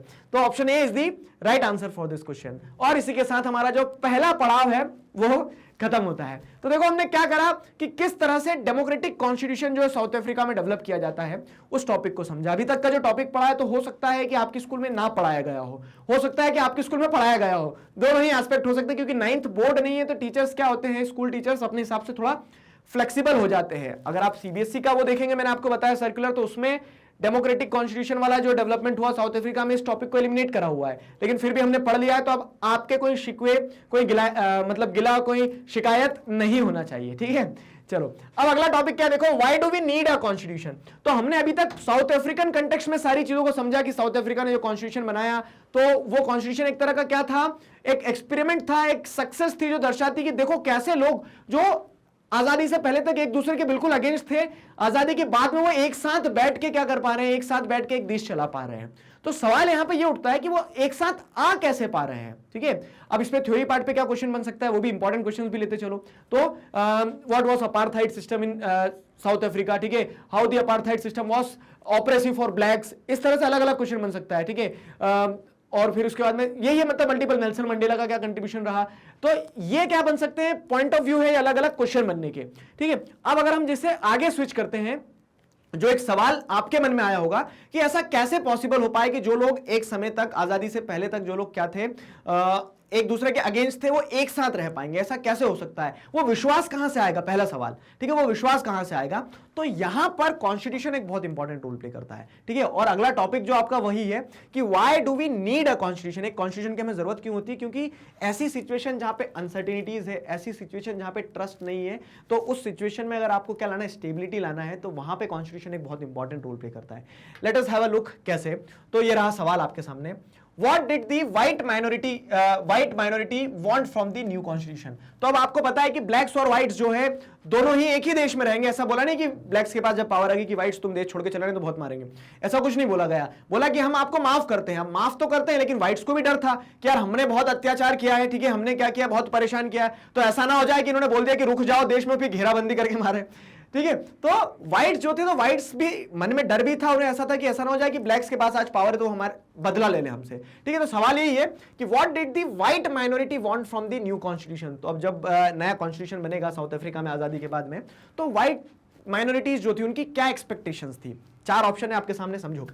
Protect its privileges and property, a separate country for themselves, reservation in legislature, some special rights। क्या वो चाहते थे, बताओ व्हाइट्स क्या चाहते थे। तो ऐसा नहीं कि उन्होंने अगले देश की डिमांड करी, ठीक है, उन्होंने बोला कि नहीं हम यहीं रह लेंगे, आप रहने दे रहे हो बहुत अच्छी बात है, हम यहीं रह लेंगे, ठीक है। रिजर्वेशन भी नहीं मांगा, उन्होंने कुछ स्पेशल राइट्स भी नहीं मांगे। तो राइट आंसर जो है वो क्या है, protect it's privileges and property. उन्हें ऐसा था कि यार हमने, हमारे जो प्रिविलेजेस, हमारी जो प्रॉपर्टी है, कहीं ऐसा ना हो जाए कि ब्लैक्स के पावर में आते से वो सारा सब कुछ हमसे हड़प ले, छुड़ा ले, बदला ले ले, ठीक है। तो उनके मन में भी डर था। तो जो नियरेस्ट आंसर है वो क्या है, ऑप्शन ए, ठीक है, option A is the right answer for this question. अगला सवाल है what was the most what was not the negotiations between blacks and white, ठीक है, क्या नेगोशिएशन का पार्ट नहीं था। ये चार स्टेटमेंट जो दिए गए हैं, देखो क्वेश्चन पढ़ना बहुत ज्यादा जरूरी है। What was not the negotiations, ठीक है, नॉट द नेगोशिएशन पूछा है। व्हाट वाज द नेगोशिएशन अगर पूछा जाता तो 1 पर्सन 1 वोट का आइडिया कि हाँ ब्लैक्स को भी उतनी ही वोटिंग राइट, व्हाइट्स को भी उतनी वोटिंग राइट, कलर्स को भी उतनी वोटिंग राइट, ठीक है, ये तो नेगोशिएशन का पार्ट होता है। लेकिन पूछा क्या है, what was not the negotiations, ठीक है, क्वेश्चन अच्छे से समझना। तो 1 पर्सन 1 वोट ये तो नेगोशिएशन था, ठीक है, तो ये क्या हो जाएगा, ये हमारा आंसर नहीं होगा, ठीक है। स्टेटमेंट सही है कि ये नेगोशिएट, इस पॉइंट पे नेगोशिएशन हो गया था ब्लैक्स व्हाइट्स के बीच में। हमें क्या पता करना है क्या नेगोशिएशन नहीं था। तो जब एक नया कॉन्स्टिट्यूशन बनाया उन्होंने, तो उसमें क्या चीजें दी गई कि हाँ सभी को इक्वल वोटिंग राइट रहेंगे। तो ये स्टेटमेंट क्या है, नेगोशिएशन के फेवर में, हमें पता क्या करना है, क्या नेगोशिएशन के फेवर में नहीं है। Clear. The blacks agreed that majority rule would be absolute। अच्छे से पढ़ लेना स्टेटमेंट। फिर क्या है, they agreed that the majority would not take away the property of the white minority। तो ये नेगोशिएशन हुआ था कि जो मेजोरिटी है वो क्या है, मतलब मेजोरिटी में जो ब्लैक है वो व्हाइट से किसी प्रकार से उनकी प्रॉपर्टी, उनके राइट्स नहीं छुड़ाएंगी, ठीक है। ऑल ऑफ द अबव कब होंगे, ठीक है, ऑल ऑफ द अबव होंगे जब ये दोनों गलत होते, ये दोनों तो सही है, ठीक है। हमें क्या पता करना है गलत क्या है। अब इस स्टेटमेंट पे आओ जरा, इस स्टेटमेंट को देखो। The blacks agreed that majority would be absolute। तो ब्लैक्स ने एग्री क्या किया कि majority rule would not be absolute, ठीक है। अगर ये नॉट होता तब क्या है, तब ये पॉइंट सही होता। लेकिन हमें पता करना है क्या नेगोशिएशन नहीं था। तो ये नेगोशिएशन की लिस्ट में बिल्कुल नहीं था। नेगोशिएशन मतलब क्या है कि जब ब्लैक्स और व्हाइट साथ में मिलकर संविधान बनाएंगे ना साउथ अफ्रीका, तो उन्होंने तय करा क्या कि 1 पर्सन 1 वोट होगा, ब्लैक्स जो है वो व्हाइट्स की प्रॉपर्टी नहीं, व्हाइट्स की प्रॉपर्टी नहीं छुड़ाएंगे, और ब्लैक्स इस चीज पे एग्री करे कि जो मेजोरिटी रूल होगा ब्लैक्स का, it would not be absolute, ठीक है, it would not be absolute. Absolute नहीं होगा कि बस जैसा बोल दिया किन्होंने, जैसा बोल दिया ब्लैक्स ने वैसा ही होगा। ब्लैक्स व्हाइट्स के राइट्स की रिस्पेक्ट करेंगे, कंसीडर करेंगे, कोई एब्सोल्यूट रूल नहीं होगा उनका, ठीक है। तो हमें नॉट नेगोशिएशन की अगर बात की जाए तो option B is the right answer for this question, ठीक है, option B is the right answer for this question. अगला सवाल, Which of these is a provision that a democratic constitution does not have, ठीक है, एक democratic constitution में क्या provision नहीं होता है, ठीक है, फिर नॉट आया है, तो which of these is a provision that a democratic constitution does not have. अच्छे से समझना, why do we need a constitution, क्योंकि कॉन्स्टिट्यूशन हर चीज को क्या करता है, स्पेसिफाई कर देता है। मैं आपको थ्योरी भी समझाते चल रहा हूं। कॉन्स्टिट्यूशन ये बताता है कि आपका देश कैसा होगा, मतलब आपके देश में गवर्नमेंट कैसी होगी। कॉन्स्टिट्यूशन ये बताता है किसके पास कितनी पावर होगी। कॉन्स्टिट्यूशन ये बताता है कि आप जो चाह रहे हैं वो आप आपकी कंट्री के लिए रूल्स बनाइए, ठीक है। It reflects the aspirations of the people of that nation. तो अब सवाल क्या पूछा है, which of these is a provision that a democratic constitution does not have, नहीं होता है, क्या नहीं होता है। तो देखो, powers of the head of the state, powers तो दी जाती है कि प्रेसिडेंट के पास कितनी पावर है, प्राइम मिनिस्टर के पास कितनी पावर है, इलेक्शन कमिश्नर के पास कितनी पावर है, ये सारी चीजें कॉन्स्टिट्यूशन में स्पेसिफाई की जाती है। तो ऑप्शन ए जो है ना, ऑप्शन ए क्या है, वो तो होता है कॉन्स्टिट्यूशन में। हमें क्या पता करना है, कॉन्स्टिट्यूशन में क्या नहीं होता है। Name of the head of the state, name of the head of the state, इसको भी थोड़ा डाउटफुल की कैटेगरी में रखो, समझाऊंगा ये क्यों नहीं होगा, ठीक है। राइट आंसर इज बी, ये बी होने वाला है। और हाँ, एक और चीज फिर दोहरा रहा हूं मैं कि मैं इधर क्वेश्चन देता हूं ना, उसके पहले फटाफट ओएमआर शीट में लगा लिया करो, पता लगे कि आप देख रहे हो कि हाँ सर ने आंसर दे दिया और फिर मैंने तो सही लगाया। चीटिंग मत करना, ठीक है। देखो क्या है, पावर्स ऑफ द लेजिस्लेचर, तो कॉन्स्टिट्यूशन में ये भी बताया जाता है कि लॉ बनाने की किन किन मुद्दों पे किस किस को पावर है, स्टेट गवर्नमेंट क्या बनाएगी, सेंट्रल गवर्नमेंट क्या लॉ बनाएगी। तो लेजिस्लेचर जो है, जो लॉ बनाने वाली बॉडी है, उसकी भी पावर कॉन्स्टिट्यूशन में दी रहती है। नेम ऑफ द कंट्री, तो जी हाँ, आर्टिकल 1 जो है हमारे कॉन्स्टिट्यूशन का क्या कहता है, India that is Bharat shall be a union of states. तो इस तरह से नेम ऑफ द कंट्री ये तो बताते ही है ना कि ये संविधान जो है किस देश का है, नहीं तो बिना देश के नाम के तो कोई भी कॉन्स्टिट्यूशन उठा के ले जाएगा फिर, ठीक है। तो ये सारी चीजें होती है, लेकिन name of the head of the state नहीं होता है कॉन्स्टिट्यूशन में। क्यों नहीं होता है पता है, क्योंकि हेड ऑफ द स्टेट कोई एक फिक्स थोड़ी ना होता। आपने देखा हमारे हेड ऑफ द स्टेट जो रहे, कितने प्रेसिडेंट बदलते आए, ठीक है, कितने प्रेसिडेंट बदलते आए। क्या सबके नाम कॉन्स्टिट्यूशन में लिखे थे कि भविष्यवाणी कर दी थी इसके बाद ये इंसान बनेगा, नहीं ना। तो एक डेमोक्रेटिक कंट्री में हेड ऑफ द स्टेट जो होता है वो इट कीप्स ऑन चेंजिंग, ठीक है। तो उसके चलते कॉन्स्टिट्यूशन में कभी भी name of the head of the state नहीं आएगा। तो option B is the right answer for this question. आया समझ में। अगला सवाल देखो क्या है, तो option B is the right answer for this question. अगला सवाल, the dash of a country is a set of written rules that are accepted by all people living together in a country।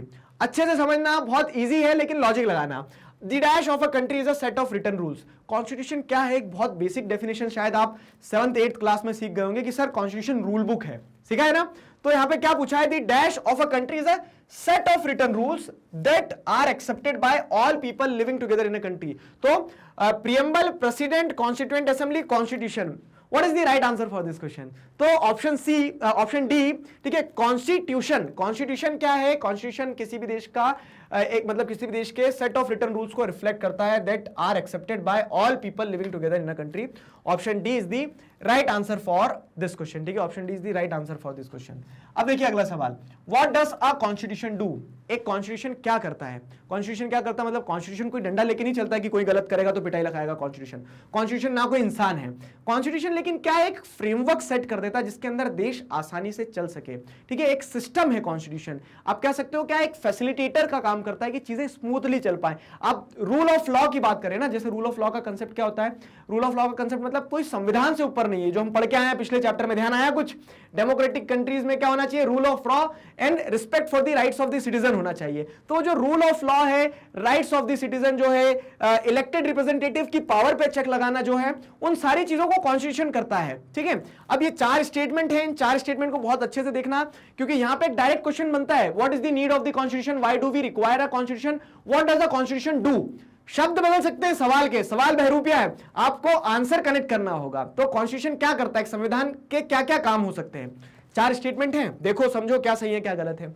पहला statement क्या कह रहा है, it generates a degree of trust and coordination that is necessary for different kind of people to live together.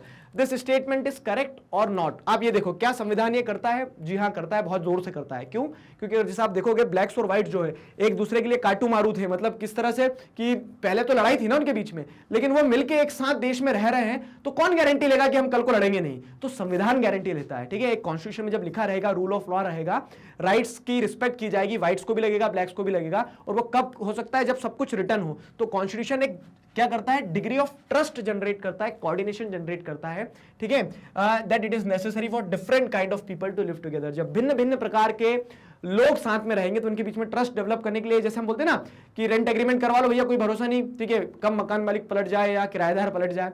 तो वैसे क्या है, वो डिग्री ऑफ ट्रस्ट जो है अलग अलग देश के अंदर जो लोग मतलब देश के अंदर जो अलग अलग लोग रह रहे हैं उनके बीच में कहां से जनरेट होता है, कॉन्स्टिट्यूशन से। तो ये कॉन्स्टिट्यूशन का एक इंपॉर्टेंट काम है। मैं थ्योरी भी समझाते चल रहा हूं, जिन लोगों ने चैप्टर नहीं पढ़ा है मुस्कुराओ एक बार, क्यों? क्योंकि आप चैप्टर पूरा रिवाइज कर ले रहे हो, ठीक है। तो ये पॉइंट तो सही है। It specifies how the government will be constituted, who will have power to take which decisions. ये बात भी सही है कि कॉन्स्टिट्यूशन है तो कॉन्स्टिट्यूशन स्पेसिफाई करता है कि गवर्नमेंट कैसे बनेगी, किसके पास कितनी पावर होगी, कैसे कौन डिसीजन लेगा, ठीक है। सारी चीजें कॉन्स्टिट्यूशन में स्पेसिफाइड होती है, ठीक है। तो it specifies how the government will be constituted, who will have power to take which decisions. सही है, ये स्टेटमेंट भी है।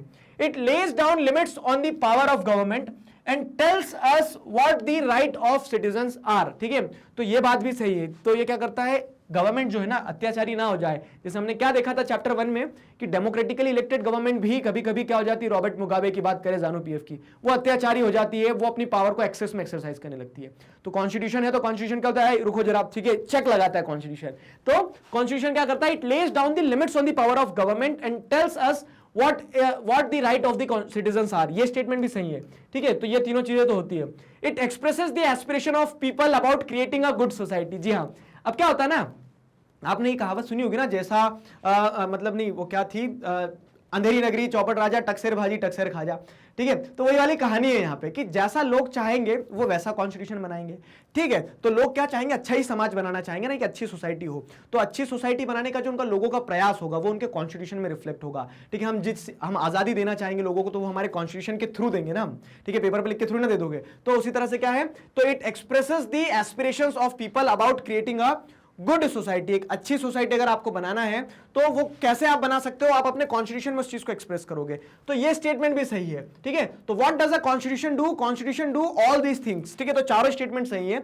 तो constitution ABC, ABD, ACD, all of the above. अच्छे से पढ़ लेना एक बार। Statement expresses the aspiration of the people about creating a good society, it lays down the limit on the power of the government and tells what are the rights of the citizen, ठीक है, constituted, who will have power to take which decision. जी हाँ, चारों चीजें जो है, चारों statement क्या हो रहे हैं, कॉन्स्टिट्यूशन क्या करता है उसके कंटेक्स्ट में सही जा रहे हैं। अब देखो, मैं आपको पढ़ा रहा हूं, समझा रहा हूं, इसलिए हम एक सवाल पे इतना समय देते हैं। एग्जाम में आपको 1 मिनट लगना चाहिए बस, ठीक है। ऐसा नहीं कि बस जल्दी जल्दी पढ़ ले फटाफट, सर ने 1 मिनट बोला है, लेकिन पढ़ना ध्यान से, समझना अच्छे से, कंसंट्रेशन पूरा वहीं रखना, आगे पीछे वालों को बताने के चक्कर में मत लगे रहना। वो बात की चीज होती है जब हम हमारा पेपर पूरा कर लें, ठीक है। तो वो चीज ध्यान रखना। तो option D is the right answer for this question. Clear है? तो option D is the right answer for this question. Fine, चलो आगे बढ़े। अगला सवाल देखिए, असर्शन रीजन का अगला सवाल, ठीक है। असर्शन रीजन आया तो all countries that have constitutions are not necessarily democratic, ठीक है, सही है statement. but all countries that are democratic will have a constitution। Constitution क्या है, क्यों जरूरी है, ये समझ लिया। Why do we need a constitution, मैंने बता दिया अभी आपको कि कॉन्स्टिट्यूशन क्या काम करता है। थ्योरी पार्ट में वहां से एक इंपॉर्टेंट क्वेश्चन बनता है कि why do we need a constitution, बहुत सिंपल, ठीक है। What are the functions performed by constitution, बहुत सिंपल। तो ऐसे सवाल बन सकते हैं। अब यहां देखो, यहां एक स्टेटमेंट बहुत अच्छे दिए हैं। पहले असर्शन देखो, all countries that have constitution are not necessarily democratic. जैसे चाइना, चाइना का कॉन्स्टिट्यूशन है लेकिन चाइना डेमोक्रेटिक है क्या, नहीं है, ठीक है। तो ये स्टेटमेंट तो सही है। But all countries that are democratic will have a constitution, ये स्टेटमेंट सही है गलत है। तो यहां पे कनेक्ट करना कि हां, हर कंट्री जो डेमोक्रेटिक होगी ना वो अपना एक कॉन्स्टिट्यूशन तो बनाएगी ही बनाएगी, दोनों सही है। अब देखो, रीजन असर्शन का करेक्ट एक्सप्लेनेशन है, तो दोनों में हम कनेक्शन स्टैब्लिश करने की पहले कोशिश करते हैं। क्या कहा जा रहा है, all countries that have constitution are not necessarily democratic, ये स्टेटमेंट भी सही है, ये स्टेटमेंट भी सही है। बिकॉज लगा के देखो, because all countries that are democratic will have a constitution, ठीक है। तो आया ना समझ में कि सिर्फ कॉन्स्टिट्यूशन रख लेने से डेमोक्रेटिक नहीं बन जाओगे। चाइना में कॉन्स्टिट्यूशन है लेकिन वो डेमोक्रेसी की स्पिरिट को अपहोल्ड नहीं कर रहे हैं, और जिस कंट्री में डेमोक्रेसी की स्पिरिट को अपहोल्ड कर दिया जाएगा तो वहां कॉन्स्टिट्यूशन अपने आप हो जाएगा। तो both the statements are correct and reason is the correct explanation of assertion, ठीक है। तो ऑप्शन ए जो है वो सही आंसर होने वाला है इस सवाल के लिए, ठीक है। तो option A is the right answer for this question, ठीक है। चलो अगला सेक्शन, एक और पड़ाव पार कर लिया। तो आपने ये देख लिया साउथ अफ्रीका के एग्जांपल से कि कॉन्स्टिट्यूशन को होना क्यों जरूरी है, क्योंकि कॉन्स्टिट्यूशन वो ट्रस्ट डेवलप करता है, कॉन्स्टिट्यूशन वो पावर्स बताता है किसके पास कितनी होगी, कॉन्स्टिट्यूशन उन पावर्स पे चेक लगाता है कि कोई एक्सेस में एक्सरसाइज ना कर ले, कॉन्स्टिट्यूशन आम जनता की एस्पिरेशंस को रिफ्लेक्ट करता है। दिस इज द क्रक्स, ठीक है। ये कारण है कि क्यों हमें कॉन्स्टिट्यूशन चाहिए रहता है। आगे समझ में यहां तक। अब हम अगले पड़ाव पे आते हैं। अब हम इंडियन कॉन्स्टिट्यूशन की बात करते हैं। बहुत सारे फैक्ट्स भी मिलेंगे, बहुत सारे आइडियाज भी मिलेंगे, इन्हें प्यार से समझना, अच्छे से समझना। देखो क्या है, इंडियन कॉन्स्टिट्यूशन की अगर हम बात करें, making of the Indian constitution. अब इंडियन कॉन्स्टिट्यूशन जो बना है ना, तो वो भी बहुत क्या है, अनसर्टन सिचुएशंस में बना है। क्यों, कैसे, क्या, सारे सवालों के जवाब आगे मिल जाएंगे। अभी तक जितना पढ़ा है उसको समेट लो।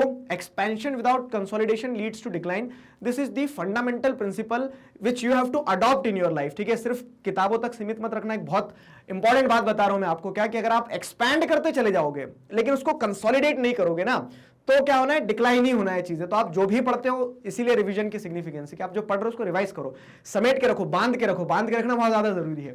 ठीक है, तो अभी तक हमने क्या देखा, हमने साउथ अफ्रीकन स्टोरी को समझा और ये देखा कि why do we need a constitution, क्योंकि कॉन्स्टिट्यूशन एक बहुत इंपॉर्टेंट रोल प्ले करता है। कहानी समझ में आई यहां तक? चलो आगे बढ़ते हैं। यहां तक की कहानी के बाद अगर आगे बढ़े तो making of the Indian constitution. अब इंडियन कॉन्स्टिट्यूशन की अगर हम बात करें तो Indian constitution was also drawn up under very difficult circumstances as we have seen in the case of South Africa. South Africa में भी कॉन्स्टिट्यूशन ऐसा नहीं कि मजे मजे में बना है, समस्याएं थी। ब्लैक और व्हाइट जो लड़ रहे थे वो साथ में बैठ के संविधान बनाएंगे, नो डाउट कॉन्फ्लिक्ट्स आए होंगे। तो इंडिया का भी जो कॉन्स्टिट्यूशन बना था तब भी बहुत समस्याएं थी। ठीक है, आगे क्या कह रहा है स्टेटमेंट, यहां तक तो स्टेटमेंट ने सही बोला, बढ़िया। आगे क्या कह रहा है, identify which of the following was associated with the situation of that time. ठीक है, identify which of the following was associated with the situation of that time, मतलब जब भारतीय संविधान बनाया गया तब क्या स्थितियां थी जो ये दर्शाती है कि हां बड़ी गंभीर स्थितियां थी। ठीक है, डिफिकल्ट सर्कमस्टेंसेस थे। कौन कौन से स्टेटमेंट देखो तो ए बी सी डी, ठीक है, 4 ऑप्शन दिए हैं। The people of India were emerging from the status of subjects to that of citizens. ये बात सही है कि जो आम जनता थी भारत की, ठीक है, the people of India were emerging from the status of subjects to that of citizen. बात सही है। ठीक है, पहले हम क्या थे, पहले we were having the status of subjects. ठीक है, राजा जो मतलब ब्रिटिश गवर्नमेंट जो थी, ब्रिटिश गवर्नमेंट हमारे ऊपर रूल कर रही थी, वो सीधी सी चीज थी, हम उन्हें क्या माई बाप मान के बैठे थे। लेकिन अब जब हम आजादी मिल रही थी ना, जब हम हमारा संविधान बनाने वाले थे ना, उस समय पे हम एक सिटीजन, एक नागरिक की तरह थे, और नागरिक से ही तो देश बनता है, तो रिस्पॉन्सिबिलिटी आ गई थी एक तरह से। ठीक है, फिर क्या है, तो the country was born through a partition on the basis of religious differences. Yes, this was a difficult circumstances. कि जब हमारा देश आजाद हुआ तो उस समय हम क्या है, पार्टीशन के घाव से उभरे थे बस। ठीक है, तो the country was born through a partition on the basis of religious differences. तो ये स्टेटमेंट भी सही है। The makers of Indian constitution had anxieties regarding the foreign investment. पैसा कहां से आएगा, ये समस्या थी क्या, फॉरेन इन्वेस्टमेंट, अमेरिका वाले पैसे लगाएंगे नहीं लगाएंगे, क्या ये भी डिफिकल्ट सर्कमस्टेंसेस थी उस समय पे, सोचो आप खुद।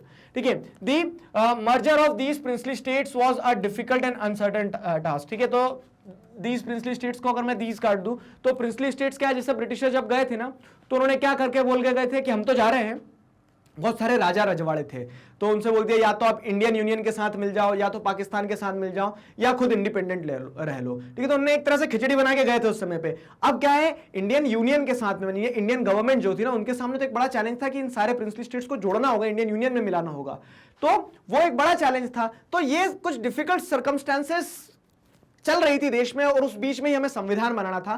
तो हमें ये इंश्योर करना था कि हमारे कॉन्स्टिट्यूशन को बनाते समय ये जो हम हमारी गलतियों से सीखते हैं, हम हमारी सिचुएशन से सीखते हैं, एक्सपीरियंसेस से सीखते हैं, तो इन सारी चीजों को कहीं ना कहीं हमारे कॉन्स्टिट्यूशन ने इन्फ्लुएंस करा होगा। ठीक है, वो एक अलग चीज है।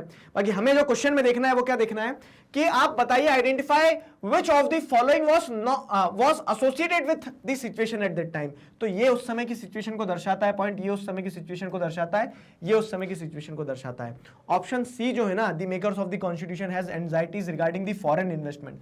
फॉरेन इन्वेस्टमेंट बहुत बात की चीज थी, पहले हमने सोचा कि पहले देश तो बचाएं। ठीक है, तो option A B C were the reality of that time, were the circumstances of that time.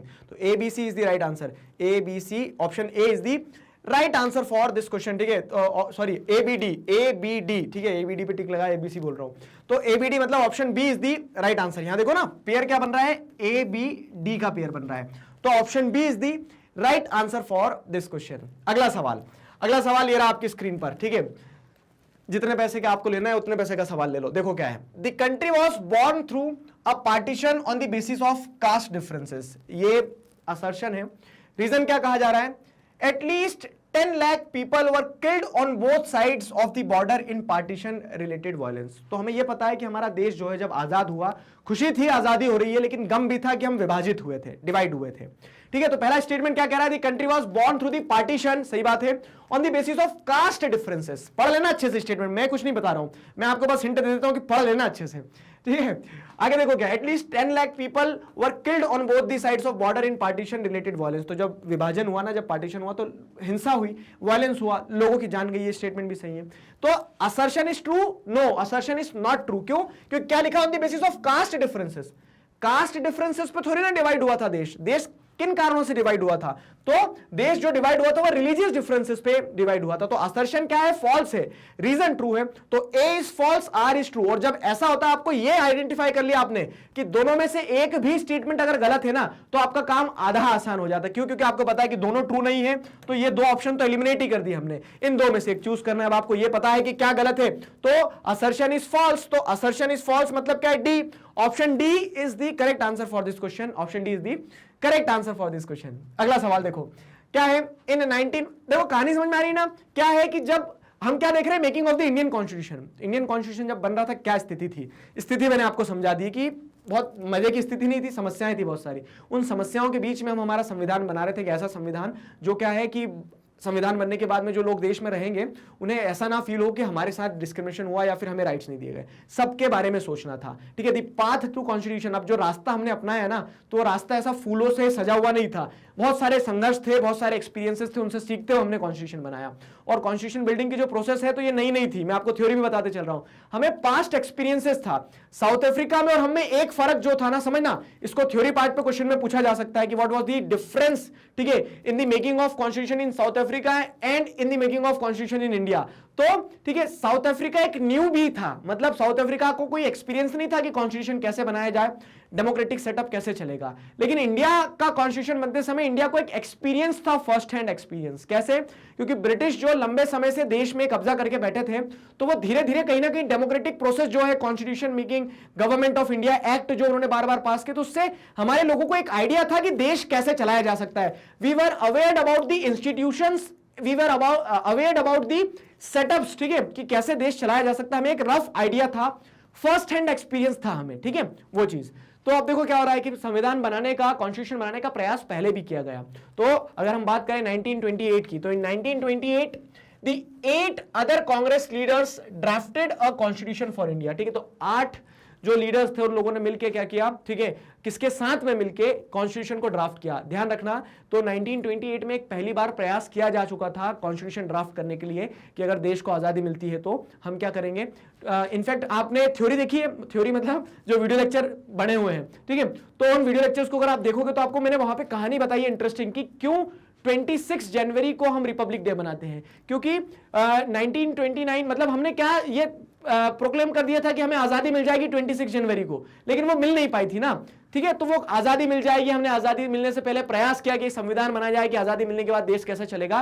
तो 1928, 29, 30 ये वाला जो टाइम पीरियड रहे, ये political development, Indian political development में एक सिग्निफिकेंट रोल प्ले करते हैं, ठीक है।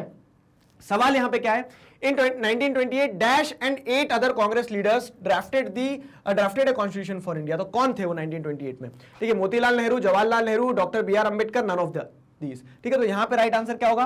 आप में से बहुत सारे स्टूडेंट्स ने डॉक्टर बी आर अंबेडकर लगा दिया होगा, लगा दिया नहीं, वो तो आजादी के बाद में ड्राफ्टिंग कमेटी जो उनके चेयरपर्सन रहे, वो सारी चीजें रही हैं। हम बात करें 1928 की, तो वहां पे जवाहरलाल नेहरू जब छोटे थे, छोटे इन द सेंस ऐसा नहीं कि बहुत छोटे थे, मतलब यंग थे उस टाइम पीरियड में, लेकिन उनके जो पिताजी थे मोतीलाल नेहरू, ठीक है, तो उनका क्या था, आप देखोगे तो पॉलिटिकल डोमेन में पकड़ भी अच्छी थी, और उन्हें क्या दी गई थी, रिस्पॉन्सिबिलिटी दी गई थी कांग्रेस के द्वारा कि तुम्हें कॉन्स्टिट्यूशन ड्राफ्ट करो। तो Motilal Nehru and other 8 leaders, ठीक है, तो राजा गोपालाचारी और ये सारे लीडर्स जो थे, ठीक है, तो नहीं CR दास, सॉरी चित्तरंजन दास, तो ये सारे लोग जो थे, उन सभी ने मिलकर क्या है, कॉन्स्टिट्यूशन का ड्राफ्ट तैयार किया था, अगर देश को आजादी मिलती तो ऐसा कॉन्स्टिट्यूशन होगा, ठीक है। तो पहला ड्राफ्ट 1928 में ही तैयार हो गया था, ये ध्यान रखना, क्लियर है। तो Motilal Nehru is the right answer for this question, ठीक है। और यही जो पॉइंट था, पता है कि मोतीलाल नेहरू भी एक मतलब लॉ पे पकड़ रखने वाले इंसान थे। मोहम्मद अली जिन्ना भी, तो मोहम्मद अली जिन्ना को ऐसा लगा कि मुझे क्यों नहीं बोला, ठीक है, और वहां से फिर कहीं ना कहीं रिफ्ट जो है ना लीडर्स के बीच में, खटास जो आती ना मन में, वो यहां से आना चालू हो गई थी। चलो आगे बढ़े, तो option A is the right answer for this question. अगला सवाल, where was the 1931 session of Indian national Congress held? Indian national Congress जो होते थे, इंडियन नेशनल कांग्रेस के सेशन होते थे अलग अलग, ठीक है। 1931 का Indian national Congress session significant था। अच्छा, एक होमवर्क देता हूं, चलो ठीक है, बुक में सब दिया है, मैंने पढ़ाया भी आपको, तो मैं ये एक्सपेक्ट जरूर करूंगा आपसे, अगर आपने चैप्टर नहीं पढ़ा तो एक बार चैप्टर पढ़ो, समझो चीजों को, ठीक है। सवाल क्या है, तो where was the 1931 session of Indian national Congress session held. Indian national Congress session जो है 31 का कहां हुआ था? नागपुर में, कराची में, कोलकाता में, दिल्ली में, ठीक है। तो the right answer for this answer question is option B, Karachi में Indian national Congress session of 1931 हुआ था।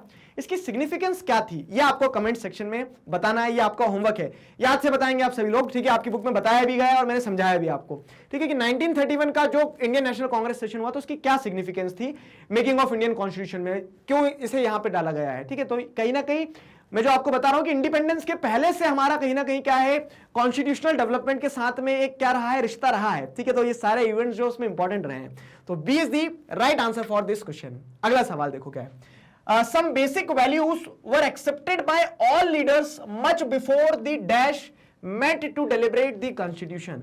कॉन्स्टिट्यूशन बनाने के लिए क्या है, एक बॉडी का गठन हुआ था, ठीक है, एक बॉडी को स्टैब्लिश किया गया था, उस बॉडी का नाम क्या है वही यहां पे पूछा गया है, ठीक है। तो अब क्वेश्चन का मतलब स्ट्रक्चर समझो कि some basic values were accepted, तो जो मैं आपको बता रहा हूं कि जब हमने कॉन्स्टिट्यूशन बनाना फॉर्मली स्टार्ट किया, उस बॉडी ने जब कॉन्स्टिट्यूशन बनाना फॉर्मली स्टार्ट किया, उस बॉडी का नाम क्या है पहले बता दो। तो उस बॉडी का नाम क्या है, इस क्वेश्चन का सही जवाब क्या होने वाला, कॉन्स्टिट्यूएंट असेंबली। क्या था कॉन्स्टिट्यूएंट असेंबली? तो constituent assembly refers to the कह सकते हैं, क्या कहेंगे कि आप body which framed the constitution for India, ठीक है। वो बॉडी, वो इलेक्टेड रिप्रेजेंटेटिव्स की बॉडी जिसने हमारी कंट्री का कॉन्स्टिट्यूशन फ्रेम किया है, वो कॉन्स्टिट्यूएंट असेंबली थी, ठीक है। तो अब जैसे यहां पे क्या कह रहा है स्टेटमेंट कि some basic values were accepted by all leaders much before the constituent assembly met to deliberate on the constitution. तो जैसे कॉन्स्टिट्यूशन बनाने का हमने जब काम चालू किया, हिंट दे रहा हूं आगे वाले सवाल के लिए कि 1946 से हमने कॉन्स्टिट्यूशन बनाने का काम चालू किया था, ठीक है। अब क्या है, 1946 के पहले से ही लेकिन हमारे सारे लीडर्स, जो प्रोमिनेंट लीडर्स थे ना, वो लोग कुछ चीजों पे एग्री हो गए थे कि यार ऐसा रहता है ना कि आप मकान बनाने वाले हैं, समझना, एक एग्जांपल दे रहा हूं, आप मकान बनाने वाले हैं तो आपको नहीं पता कि कैसा नक्शा बनेगा, आपको नहीं पता है कि आप किस तरह से कितने फ्लोर बनाओगे, ठीक है। वो तो आप क्या है, आर्किटेक्ट जो इंजीनियर है उससे मिलोगे, ठीक है, आर्किटेक्चरल इंजीनियर जो है उससे मिलने के बाद में तय करोगे। लेकिन मकान बनाने से पहले आपके दिमाग में कुछ आइडिया होगा, जैसे क्या कि विंडोज बड़ी रखना है, ठीक है, विंडोज बड़ी रखना है, छत खुला रखना है थोड़ा, ताकि क्या है हवा खा सके हम, ठीक है। तो इस तरह से कुछ आइडियाज ऐसे रहते हैं ना कि काम शुरू करने से पहले से आपके दिमाग में रहते हैं। वैसे ही क्या है कि संविधान बनने से पहले ही क्या है, हमारे जो लीडर्स थे, ठीक है, तो हमारे जो लीडर्स थे वो सभी लोगों ने कुछ चीजों को एक्सेप्ट कर लिया था, ठीक है। तो संविधान बनाने का काम किसने किया, कॉन्स्टिट्यूएंट असेंबली ने। ये तो आंसर हो गया, लेकिन जो थ्योरी में आपको समझा रहा हूं उससे जुड़ी हुई, तो जैसे क्या है, यूनिवर्सल अडल्ट फ्रेंचाइजी देंगे हम, वोटिंग राइट सबको मिलेगा, ठीक है। ये एक ऐसा आइडिया था जो कॉन्स्टिट्यूएंट असेंबली की डिबेट से पहले ही हमने तय कर लिया था। हमने ये पहले तय कर लिया था कि फंडामेंटल राइट्स देंगे सिटीजन्स को।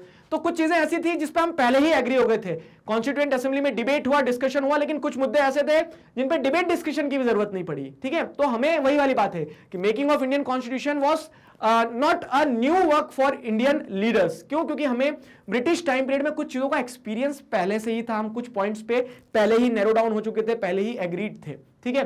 तो option A is the right answer for this question, ठीक है। क्वेश्चन ये सिंपल था, लेकिन इसके साथ थ्योरी जो समझाई वो समझ में आई आपको। चलो अगला सवाल, एक और असर्शन रीजन, वही वाली बात जो मैंने आपको समझाई। देखो, the familiarity with political institutions of colonial rule also helped develop an agreement over the institutional design.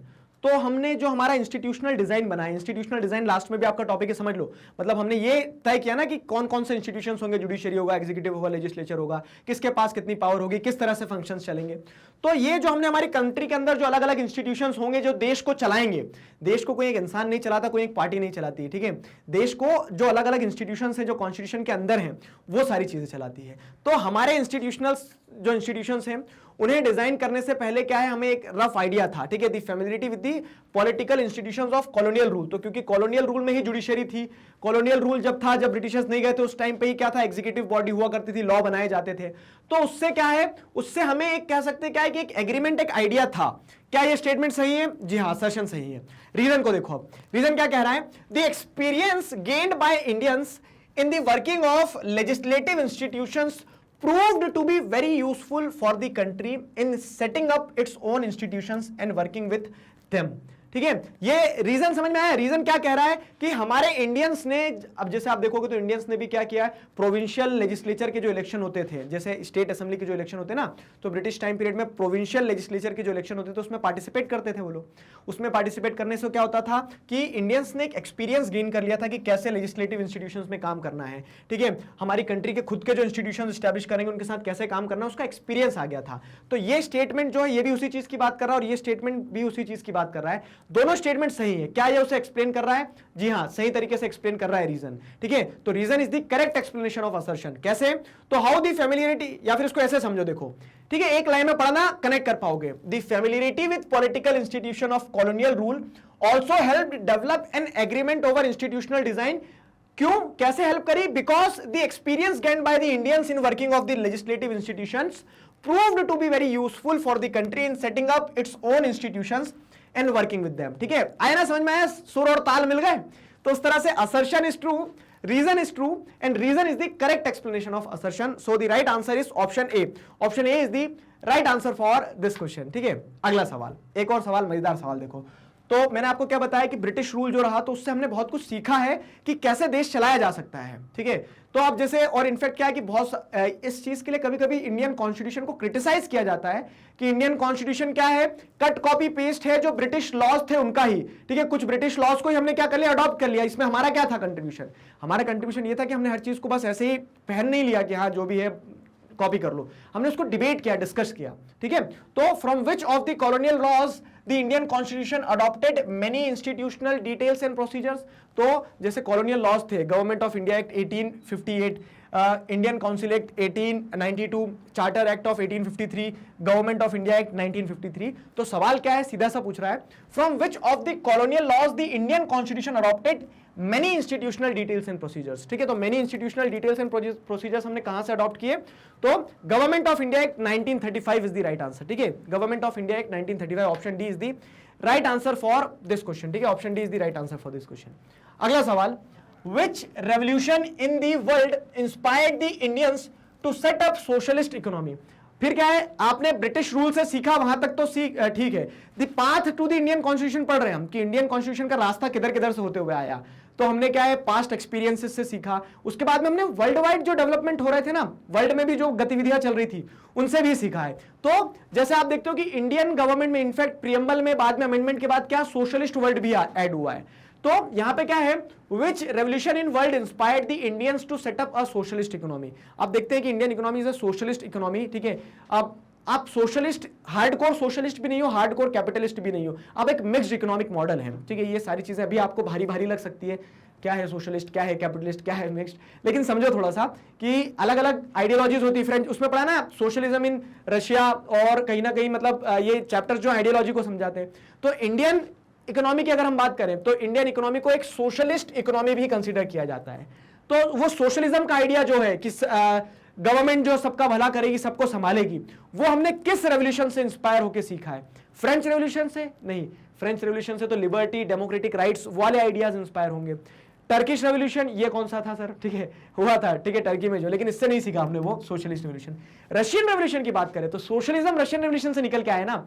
अगर आपने ये चैप्टर नहीं भी पढ़ा लेकिन हिस्ट्री का चैप्टर पढ़ा अच्छे से तो आप कनेक्ट कर पाओगे। इनफैक्ट शायद हिस्ट्री का वाला चैप्टर तो टर्म 1 में आ ही नहीं रहा है, तो आपने पढ़ा नहीं होगा अभी। लेकिन चीजों को क्या है ना, कभी भी अपने आप को सीमित मत रखना, सीमित उस टॉपिक तक मत रखना, सीमित उस चैप्टर तक मत रखना, सीमित उस सब्जेक्ट तक मत रखना। मैं तो ये कहूंगा सब कुछ इंटरडिसिप्लिनरी होता है, सबको जोड़ के तोड़ के पढ़ते रहना। ठीक है, तो Russian revolution is the right answer, क्योंकि रशियन रेवोल्यूशन से जो सोशलिस्ट इकोनॉमी है उस मतलब उसके लिए इंस्पायर हुआ है इंडियन कॉन्स्टिट्यूशन और इंडियन कॉन्स्टिट्यूएंट असेंबली। ठीक है, तो option C is the right answer for this question.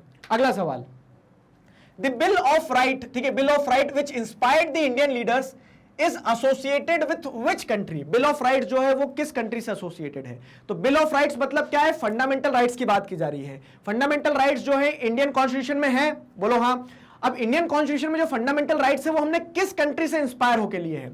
Ireland, Canada, France, USA. तो the right answer is USA. ठीक है, यूएसए से इंस्पायर होकर हमने बिल ऑफ राइट्स को हमारे कॉन्स्टिट्यूशन में इनकॉर्पोरेट किया। तो option D is the right answer for this question. ठीक, अगला सवाल, the drafting of document called the constitution was done by an assembly of elected representatives called as again a freebie, ठीक है, एक ऐसा क्वेश्चन है जिसको अगर आपने अभी तक का एक्सप्लेनेशन अच्छे से समझा है तो ये फ्री मार्क्स देने वाला है आपको। क्या कि कॉन्स्टिट्यूशन ड्राफ्ट एक इलेक्टेड रिप्रेजेंटेटिव्स की बॉडी ने किया है, उस बॉडी का नाम क्या था बताओ।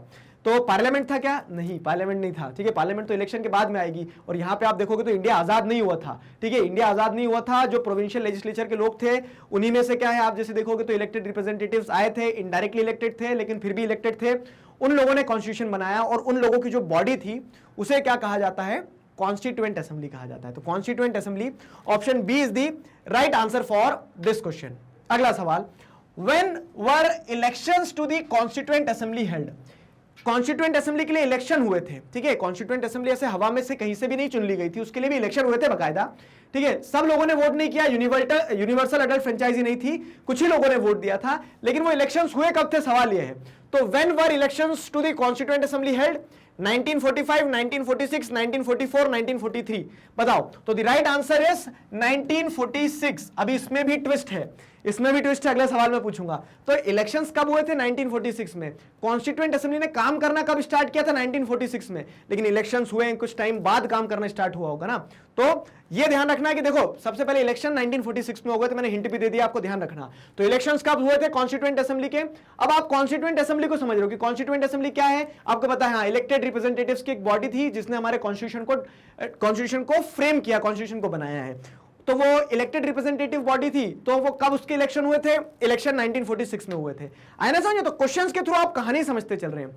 Option B is the right answer for this question. अगला सवाल, the constituent assembly represented to whom? Constituent assembly किसको रिप्रेजेंट करती थी?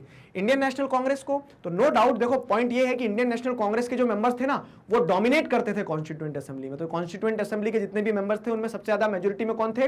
इंडियन नेशनल कांग्रेस के मेंबर्स थे। लेकिन इसका मतलब ये नहीं कि कॉन्स्टिट्यूएंट असेंबली सिर्फ इंडियन नेशनल कांग्रेस को रिप्रेजेंट करती थी, इंडियन नेशनल कांग्रेस के अलावा भी जो देश था ना उसे रिप्रेजेंट करती थी, ना सिर्फ मुस्लिम लीग को, ना सिर्फ इंडियन नेशनल कांग्रेस को। जो कॉन्स्टिट्यूएंट असेंबली थी जिसने हमारे देश के लिए संविधान बनाया, जिसने हमारे कंट्री का कॉन्स्टिट्यूशन तैयार किया है, वो पीपल ऑफ इंडिया को रिप्रेजेंट करती थी। People of India is the right answer. ये बड़ा अम्ब्रेला टर्म हो गया ना, ऐसा लॉजिक लगा लिया करो। देखो कि सिर्फ अगर आप मुस्लिम लीग लगाओगे, सिर्फ प्रिंसली स्टेट लगाओगे, सिर्फ इंडियन नेशनल कांग्रेस लगाओगे ना, तो वो छोटा मतलब उतना बड़ा ब्रॉड कंसेंसस को नहीं दर्शाता। लेकिन पीपल ऑफ इंडिया और कॉन्स्टिट्यूएंट असेंबली तो ये क्या करता है, ब्रॉड लेवल पर दर्शा रहा है कि हाँ कॉन्स्टिट्यूएंट असेंबली जिसने देश के लिए संविधान बनाया, तो स्वाभाविक है कि पूरे देश के लोगों को दर्शाती होगी वो, ठीक है। तो option C is the right answer for this question.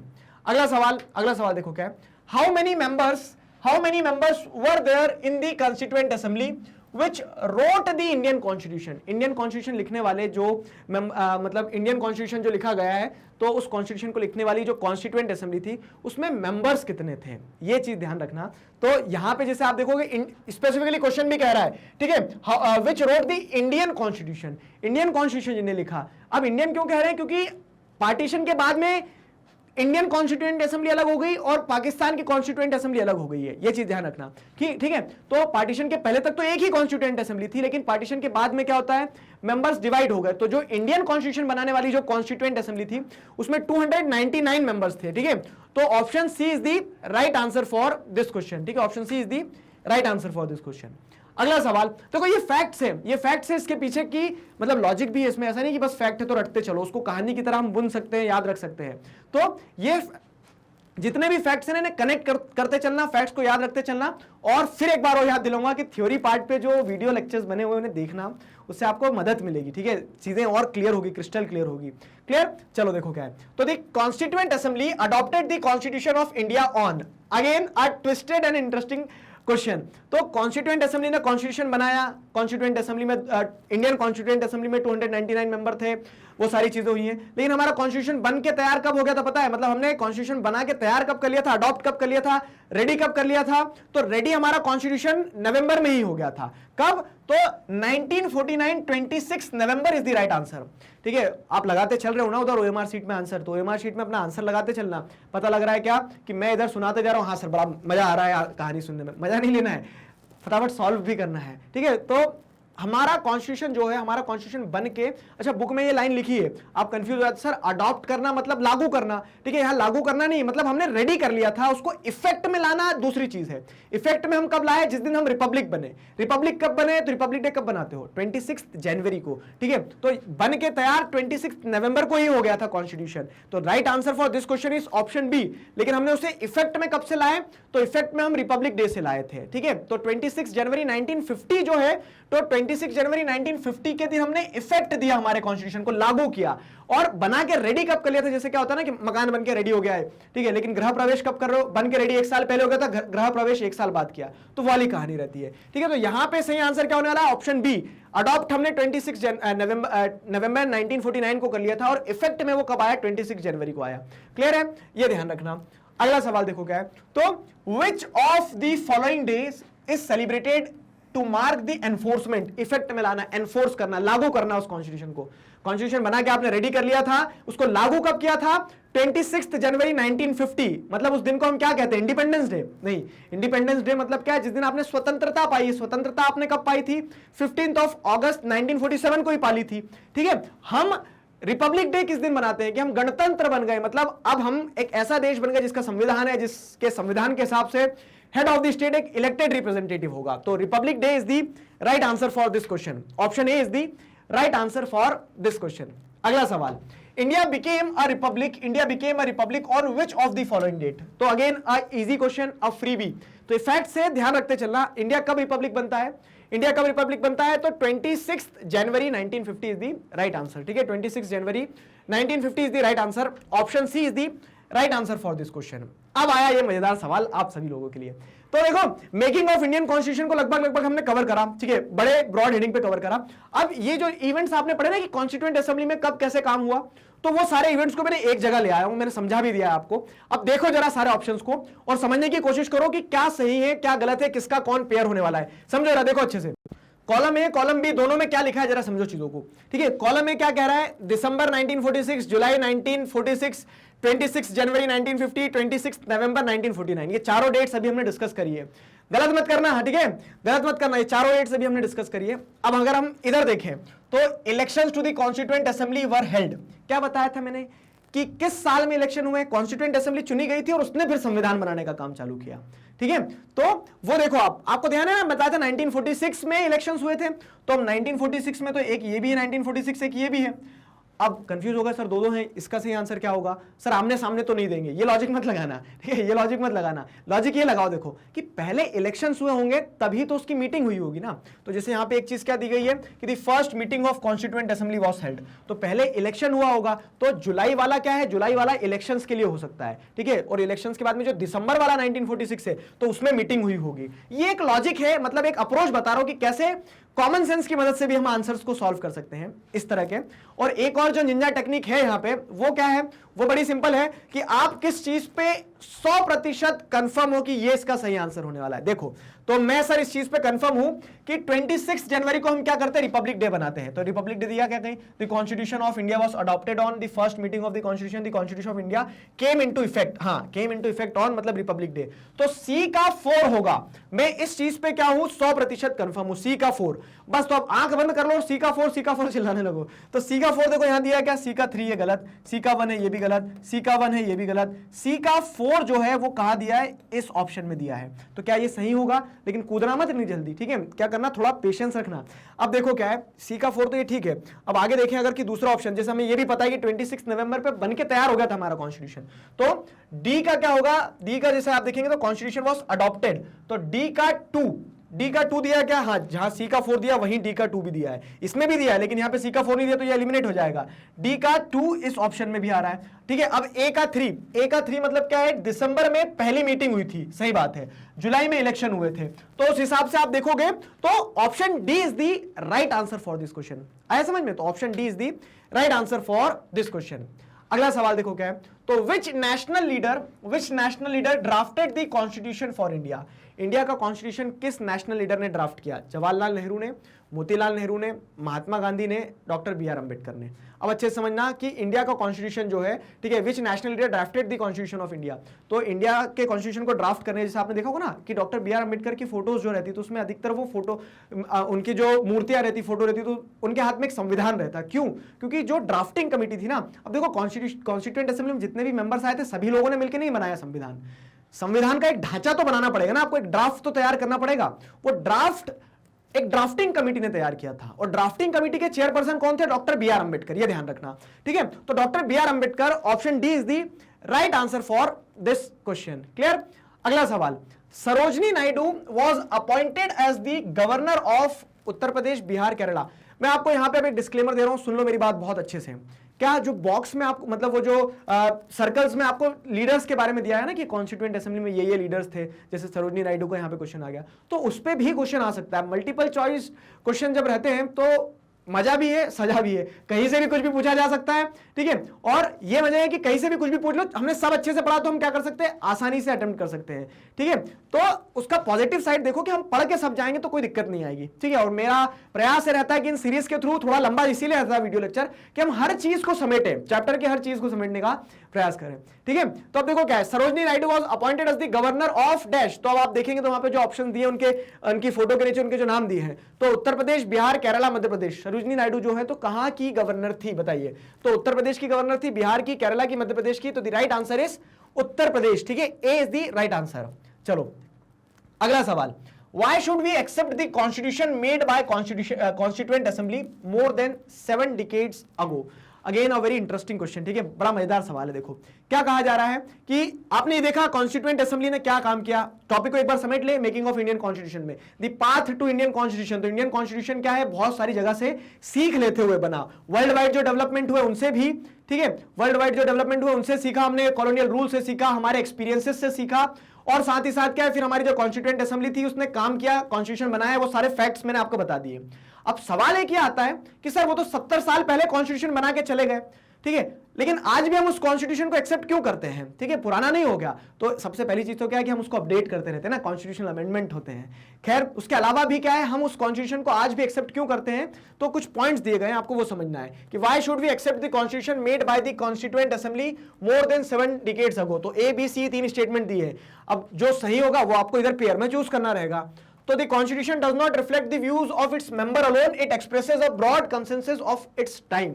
जी हां, तो क्या देख रहे हो आप कि 7 डिकेड्स अगो बनाया गया, वहां तक तो ठीक था, जिन लोगों ने बनाया वहां तक भी ठीक था, लेकिन उसके अलावा क्या है कि वो जो लोग आए थे वो चुन के आए थे, इलेक्टेड थे ना, तो वो पूरे के पूरे देश को रिप्रेजेंट कर रहा था, देश के जनता को रिप्रेजेंट कर रहा था, और उस टाइम को रिप्रेजेंट कर रहा था। तो ये स्टेटमेंट सही है, ठीक है, ये स्टेटमेंट सही है जो सपोर्ट करता है कि हमें उस कॉन्स्टिट्यूशन को एक्सेप्ट करना चाहिए। अगला देखो, there was a fair geographical share of members from all the regions of country in a constituent assembly. This is the very interesting point. लोग क्रिटिसाइज करते हैं कि कॉन्स्टिट्यूएंट असेंबली जो थी वो इंडियन नेशनल कांग्रेस थी और कुछ नहीं थी। तो अल्टीमेटली आप जो कॉन्स्टिट्यूशन को अडॉप्ट कर रहे हो वो कांग्रेस के द्वारा बनाया गया कॉन्स्टिट्यूशन है, आज वाली नहीं, ठीक है। आप क्लास 11th में जाओगे और पॉलिटिकल साइंस पढ़ोगे तो आपको एक इंटरेस्टिंग चीज पता चलेगी कि आज जो कांग्रेस है और जो कांग्रेस आजादी दिलाई थी, तो उसके बाद में बहुत स्प्लिट, बहुत मर्जर, बहुत बदलाव आए हैं कांग्रेस पार्टी में, ठीक है। तो Indian politics is full of, कह सकते हैं, ट्विस्ट एंड टर्न, ठीक है, राइज एंड फॉल, सरप्राइजेस। तो पढ़ना इंडियन पॉलिटिक्स को मजा आएगा कभी, ठीक है। अभी यहाँ पे ये पढ़ रहे हैं हम, सर अभी तो पहले ये टर्म 1 को निपटाए फिर समझेंगे, ठीक है। तो देखो क्या लिखा है यहाँ पे कि there was a fair geographical share of members from all the regions of the country in a constituent assembly. तो नो डाउट वो जो क्रिटिसिज्म का पॉइंट है कि सिर्फ इंडियन नेशनल कांग्रेस ही डोमिनेट करती थी, यूनिवर्सल अडल्ट फ्रेंचाइजी नहीं थी, फिर भी आप क्या कर रहे हो, एक कॉन्स्टिट्यूएंट असेंबली जो पार्शियली कह सकते हो इलेक्टेड बॉडी थी, उसके द्वारा बनाए गए कॉन्स्टिट्यूशन को क्यों एक्सेप्ट करते हो। तो कारण एक ये भी है कि जितने भी लीडर्स थे ना, तो वो कंट्री के हर हिस्से से आए थे, ऐसा नहीं कि सिर्फ नॉर्थ इंडिया के लीडर्स थे या साउथ इंडिया के लीडर्स थे। तो कंट्री का फेयर ज्योग्राफिकल रिप्रेजेंटेशन उस कॉन्स्टिट्यूशन में दिखता है जो कॉन्स्टिट्यूशन बनाया गया था कॉन्स्टिट्यूएंट असेंबली के द्वारा। ये स्टेटमेंट भी सही है। Constituent assembly worked in a systematic, open and consensual manner. वही वाली चीज की कॉन्स्टिट्यूएंट असेंबली के द्वारा कॉन्स्टिट्यूशन बनाया गया, उसे हमने आज भी क्यों अडॉप्ट करके रखा हुआ है, क्योंकि उस समय पे हमने सिर्फ कट कॉपी पेस्ट नहीं किया, हर वो प्रोविजन जो कॉन्स्टिट्यूशन में आया है, तो लगभग आप देखो 46 से 46, 47, 48, मतलब 46 से 47, 47 से 48, 48 से 49, लगभग 3 साल तक हमने क्या किया है, 3 साल तक उस कॉन्स्टिट्यूशन को बनाया है, ठीक है। तो 3 साल तक इतना स्लो क्यों थे सर? ठीक है, इतना स्लो इसलिए थे क्योंकि हर चीज को डिबेट किया जाता था, डिस्कस किया जाता था। तो उस कंटेक्स्ट में क्या है, उस कंटेक्स्ट में ये तीनों स्टेटमेंट जो है जस्टिफाई करते हैं कि एक संविधान जो 70 साल पुराना है लेकिन उसे आज भी एक्सेप्ट किया गया हमने। तो ऑल ऑफ द अबव जो है वो राइट आंसर होगा। ठीक है, तो option D is the right answer for this question. अगला सवाल, a preliminary version of legal document is called dash. अच्छा सवाल है, देखना। हाँ, मतलब बहुत कंसंट्रेशन के साथ जिसने बुक पढ़ी होगी उससे तो एकदम चमक गया होगा आंखों में आंसर, नहीं तो बाकी लोग क्या है, सिर खुजा रहे होंगे कि आप प्रिलिमिनरी वर्जन मतलब क्या है कि जो कह सकते हैं ना कि कच्चा चिट्ठा जो रहता है, ठीक है, पक्का पक्का नहीं है, जो एक रफ जो रहता है, तो एक rough version of a legal document, किसी भी डॉक्यूमेंट का एक रफ डॉक्यूमेंट जो रहता है, मतलब किसी भी लीगल डॉक्यूमेंट का एक रफ स्केच जो रहता है उसे क्या कहा जाता है? ब्लूप्रिंट कहा जाता है। सोचो, वर्जन कहा जाता है, प्लान कहा जाता है, ड्राफ्ट कहा जाता है। लीगल लैंग्वेज में क्या कहा जाएगा? मैंने हिंट कह दिया आपको। ठीक है, तो जैसे ड्राफ्टिंग कमेटी ने कॉन्स्टिट्यूशन का एक कच्चा चिट्ठा तैयार किया था, वो फाइनल नहीं था, उसको डिबेट किया गया, डिस्कस किया गया, उसमें अमेंडमेंट लाए गए, उसमें चीजें जोड़ी गई, उसमें से चीजें हटाई गई है। तो draft is the right answer for this question. ठीक है, तो option C, draft is the right answer for this question.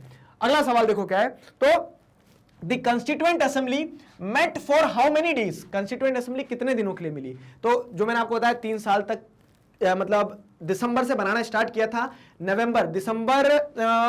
दिसंबर जो है दिसंबर 1946 से बनाना स्टार्ट किया था, नवंबर 26 नवंबर, ठीक है, 26 नवंबर 1949 में बना के तैयार कर दिया था। ठीक है, तो लगभग 3 साल हो गए, देख लो, लगभग 3 साल हो गए। ठीक है, तो ये 3 सालों में कितने दिन मीटिंग हुई है? मतलब जैसे रहता है ना कि साल भर आप स्कूल गए, लेकिन साल भर में भी कितने दिन गए? बोलोगे सर क्यों मतलब दुखती नस पे हाथ रख रहे हो, स्कूल का तो चेहरा देखिए कितने दिन हो गए हैं। ठीक है, तो यहाँ पे जैसे अगर हम देखें तो 3 साल में प्रॉपर वर्किंग कितने दिन हुई थी कॉन्स्टिट्यूएंट असेंबली की, वो दिन आपको सेलेक्ट करना है। तो 114 days is the right answer, option A is the right answer for this question. ठीक है, 114 डेज मीटिंग हुई थी। बाकी समय सर घर पे रहते थे, बाकी समय तैयारी की जाती थी कि हाँ ये पार्ट होना चाहिए, नहीं होना चाहिए, ऐसा क्लियर है। तो every document presented and every word spoken in the constituent assembly has been recorded and preserved। ठीक है, तो अब देखो क्या हो रहा है कि जो संविधान बन रहा है तो मजाक नहीं हो रहा है, आप देश का भविष्य लिख रहे थे एक तरह से। तो जो हर शब्द बोला गया कॉन्स्टिट्यूशन में, अगर ये प्रोविजन है, फंडामेंटल राइट में अगर ये है, फंडामेंटल राइट पे अगर हम रिस्ट्रिक्शंस लगा रहे हैं तो क्यों लगा रहे हैं? ठीक है, तो हर डिबेट, हर शब्द को रिकॉर्ड किया गया है। ठीक है, तो every document presented and every word spoken in the constituent assembly had been recorded and preserved, these are called, तो जो प्रिजर्व करके रखा गया, जो रिकॉर्ड करके रखा गया, इन्हें क्या कहा जाता है?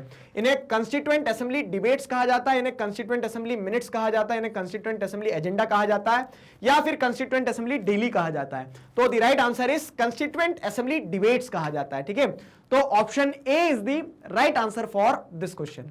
अगला सवाल, how many volumes were the recordings of constituent assembly when printed. ठीक है, तो ये जो कॉन्स्टिट्यूएंट असेंबली है ना, बल्कि कॉन्स्टिट्यूएंट असेंबली कि हर जो शब्द बोला गया, हर जो डिबेट डिस्कस की गई वहां पे कॉन्स्टिट्यूशन को बनाते समय, तो इन सबको जब रिकॉर्ड किया गया तो कितनी बल्कि वॉल्यूम बुक्स में रिकॉर्ड किया गया? बड़ी बड़ी बुक्स है, मतलब जैसे क्या होता है, जो कॉन्स्टिट्यूशनल एक्सपर्ट्स होते हैं, लॉयर्स होते हैं, उन्हें कॉन्स्टिट्यूशन को जब समझना होता है तो वो क्या करते हैं, कैसे समझेंगे? इससे ध्यान लगा के थोड़ी बैठ जाएंगे कि उस समय पे क्या बोला गया था। वो सारी चीजें रिकॉर्ड है कि अगर कॉन्स्टिट्यूशन में ये प्रोविजन है तो क्यों है, तो वो कॉन्स्टिट्यूएंट असेंबली डिबेट जो है ना, उन डिबेट्स को बड़ी बड़ी बुक्स में, वॉल्यूम्स में कंपाइल किया गया, पाइलअप किया गया है। तो कितनी बुक्स है पता है? 6, 10, 12, 8, तो 12 ऐसी बड़ी बड़ी कॉन्स्टिट्यूएंट असेंबली डिबेट्स के वॉल्यूम है, 12 वॉल्यूम्स में। ठीक है, तो option C is the right answer for this question. अगला सवाल, who among the following was not the member of constituent assembly? ये अच्छा सवाल है, बहुत सारे लोग इसमें ट्विस्ट हो जाएंगे। देखो यहां पे 4 नाम दिए हैं, अब आपको हमें ये बताना है कि इनमें से कौन थे जो कॉन्स्टिट्यूएंट असेंबली के मेंबर नहीं थे। ठीक है, महात्मा गांधी, राजेंद्र प्रसाद, बलदेव सिंह और पंडित जवाहरलाल नेहरू। ठीक है, तो अब आप बोलेंगे कि महात्मा गांधी तो होंगे सर, वो तो बहुत इंपॉर्टेंट लीडर थे, लेकिन मैं आपको एक बात बताऊं, महात्मा गांधी ने बोला ठीक है मेरा काम देश बनाना था, संविधान आप बना लोगे। ठीक है, तो उस तरह से he was not the part of constituent assembly. ठीक है, he was not the member of constituent assembly. Request की गई, उन्होंने बोला लेकिन ठीक है आप संभाल लो। तो उस तरह से Mahatma Gandhi is the right answer. ठीक है, option A is the right answer for this question. Clear? अगला सवाल एक और आया, चलो। तो dash education minister, dash was, ठीक है, dash was the education minister in the first union cabinet. जो पहला यूनियन कैबिनेट बना था, उस पहले इंटरिम कैबिनेट जो बना था, तो उस पहले यूनियन कैबिनेट में कौन एजुकेशन मिनिस्टर थे? एजुकेशन मिनिस्टर कौन थे? महात्मा गांधी थे, टीटी कृष्णमाचारी थे, राजेंद्र प्रसाद थे या फिर अब्दुल कलाम आजाद थे? बताओ। कॉन्स्टिट्यूएंट असेंबली से जुड़े हुए हम सारी चीजों को समझ रहे हैं। तो वो जो कैरेक्टर्स है, वो कैरेक्टर्स इंपॉर्टेंट है, मैंने आपको बताया है, कैरेक्टर्स को पढ़ना जरूर। मैं कुछ क्वेश्चंस आपको दे रहा हूं और इसके अलावा भी सागर है, क्वेश्चन कहीं से भी आ सकता है, ठीक है। लेकिन हम आपको एक बड़ा जो बोलते हैं ना, बड़ी पिक्चर जो है वो कवर करके दे रहे हैं। तो बताइए एजुकेशन मिनिस्टर कौन थे? तो अबुल कलाम आजाद जो है, ठीक है, अबुल कलाम आजाद जो है, जिन्होंने मोहम्मद अली जिन्ना को बहुत वाइडली क्रिटिसाइज भी किया था कि पार्टीशन क्यों करवाना, मैं भी एक मुस्लिम हूं, मैं भी इस देश में रह सकता हूं, तुम क्यों नहीं रह सकते हो, दूसरी मुस्लिम मासेस जिन्हें तुम गुमराह कर रहे हो वो क्यों नहीं रह सकती है। तो अबुल कलाम आजाद जो है, ठीक है, he was the first education minister in the first union cabinet of independent India. Clear है? तो D is the right answer for this question. अगला सवाल एक बार और फिर से जोड़ियां आ गई है, तो निंजा टेक्निक वही लगाना। देखो हमारे पास कॉलम ए है, कॉलम बी है। कॉलम ए क्या कह रहा है? Leaders role in making of constitution. अब आप किस चीज पे 100% कंफर्म्ड हो कि हाँ हमें ये पता है? जैसे फॉर एग्जांपल मैं आपको बताता हूं, एक चीज बता रहा हूं, फैक्ट ये क्वेश्चन में भी पूछा जा सकता है कि ड्राफ्टिंग कमेटी के चेयरमैन कौन थे? डॉक्टर बी आर अंबेडकर थे, वो ध्यान रखना। लेकिन जो कॉन्स्टिट्यूएंट असेंबली थी ना, उसको प्रेसाइड किसने किया था? मतलब कॉन्स्टिट्यूएंट असेंबली के हेड कौन बने थे पता है?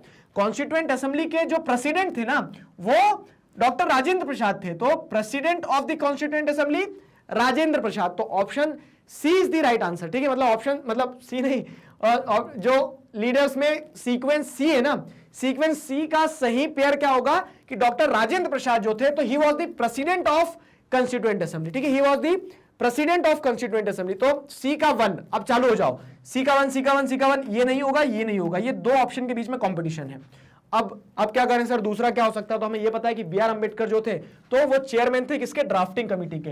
तो बी का 3 देखो, अब तो बी का 3, ये रहा बी का 3, ठीक है। तो ये वाला भी एलिमिनेट कर सकते हो आप, ठीक है। अब बाकी को देख लो, मोतीलाल नेहरू ए का 4 दिया जा रहा है। तो prepared a constitution for India in 1928, discuss किया था 1928 में जो ड्राफ्ट बनाया था, तो मोतीलाल नेहरू ने बनाया था, मतलब सही है।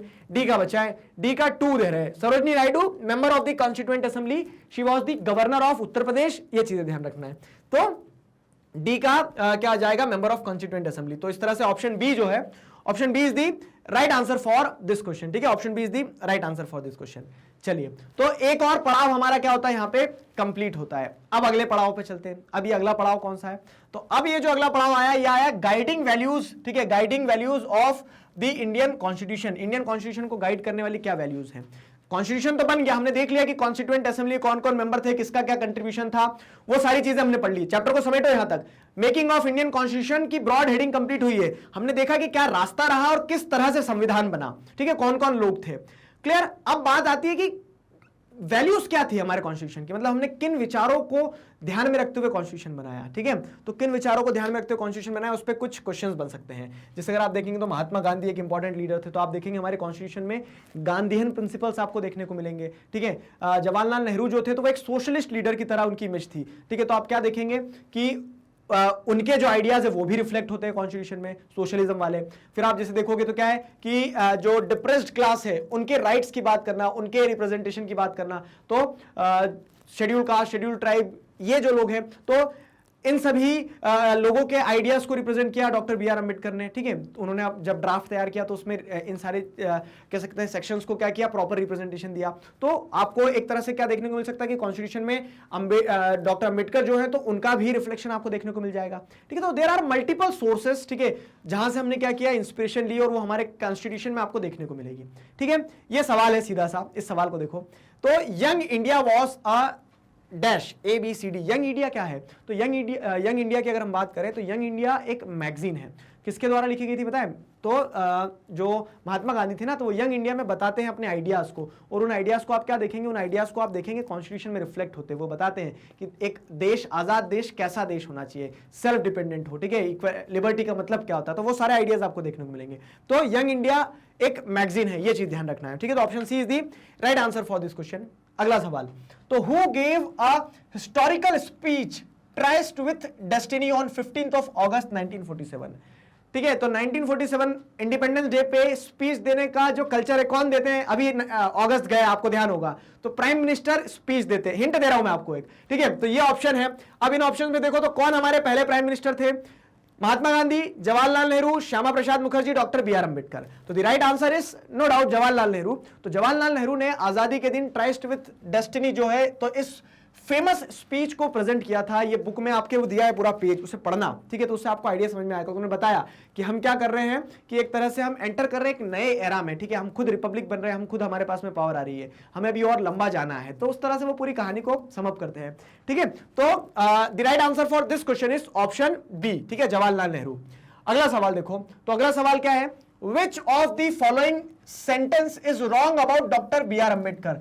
लीडर्स पे मैं वही कह रहा हूं कि मल्टीपल क्वेश्चन बन सकते हैं इस चैप्टर से, लीडर्स को अच्छे से पढ़ लेना। कौन सा स्टेटमेंट गलत है? He was the chairman of drafting committee, ये स्टेटमेंट गलत है क्या? बिल्कुल गलत नहीं है, सही है। क्यों? क्योंकि he was the chairman of drafting committee. He was born in Delhi, ये स्टेटमेंट बिल्कुल गलत है। क्यों गलत है? क्योंकि he was born in Maharashtra, तो ये स्टेटमेंट तो गलत है।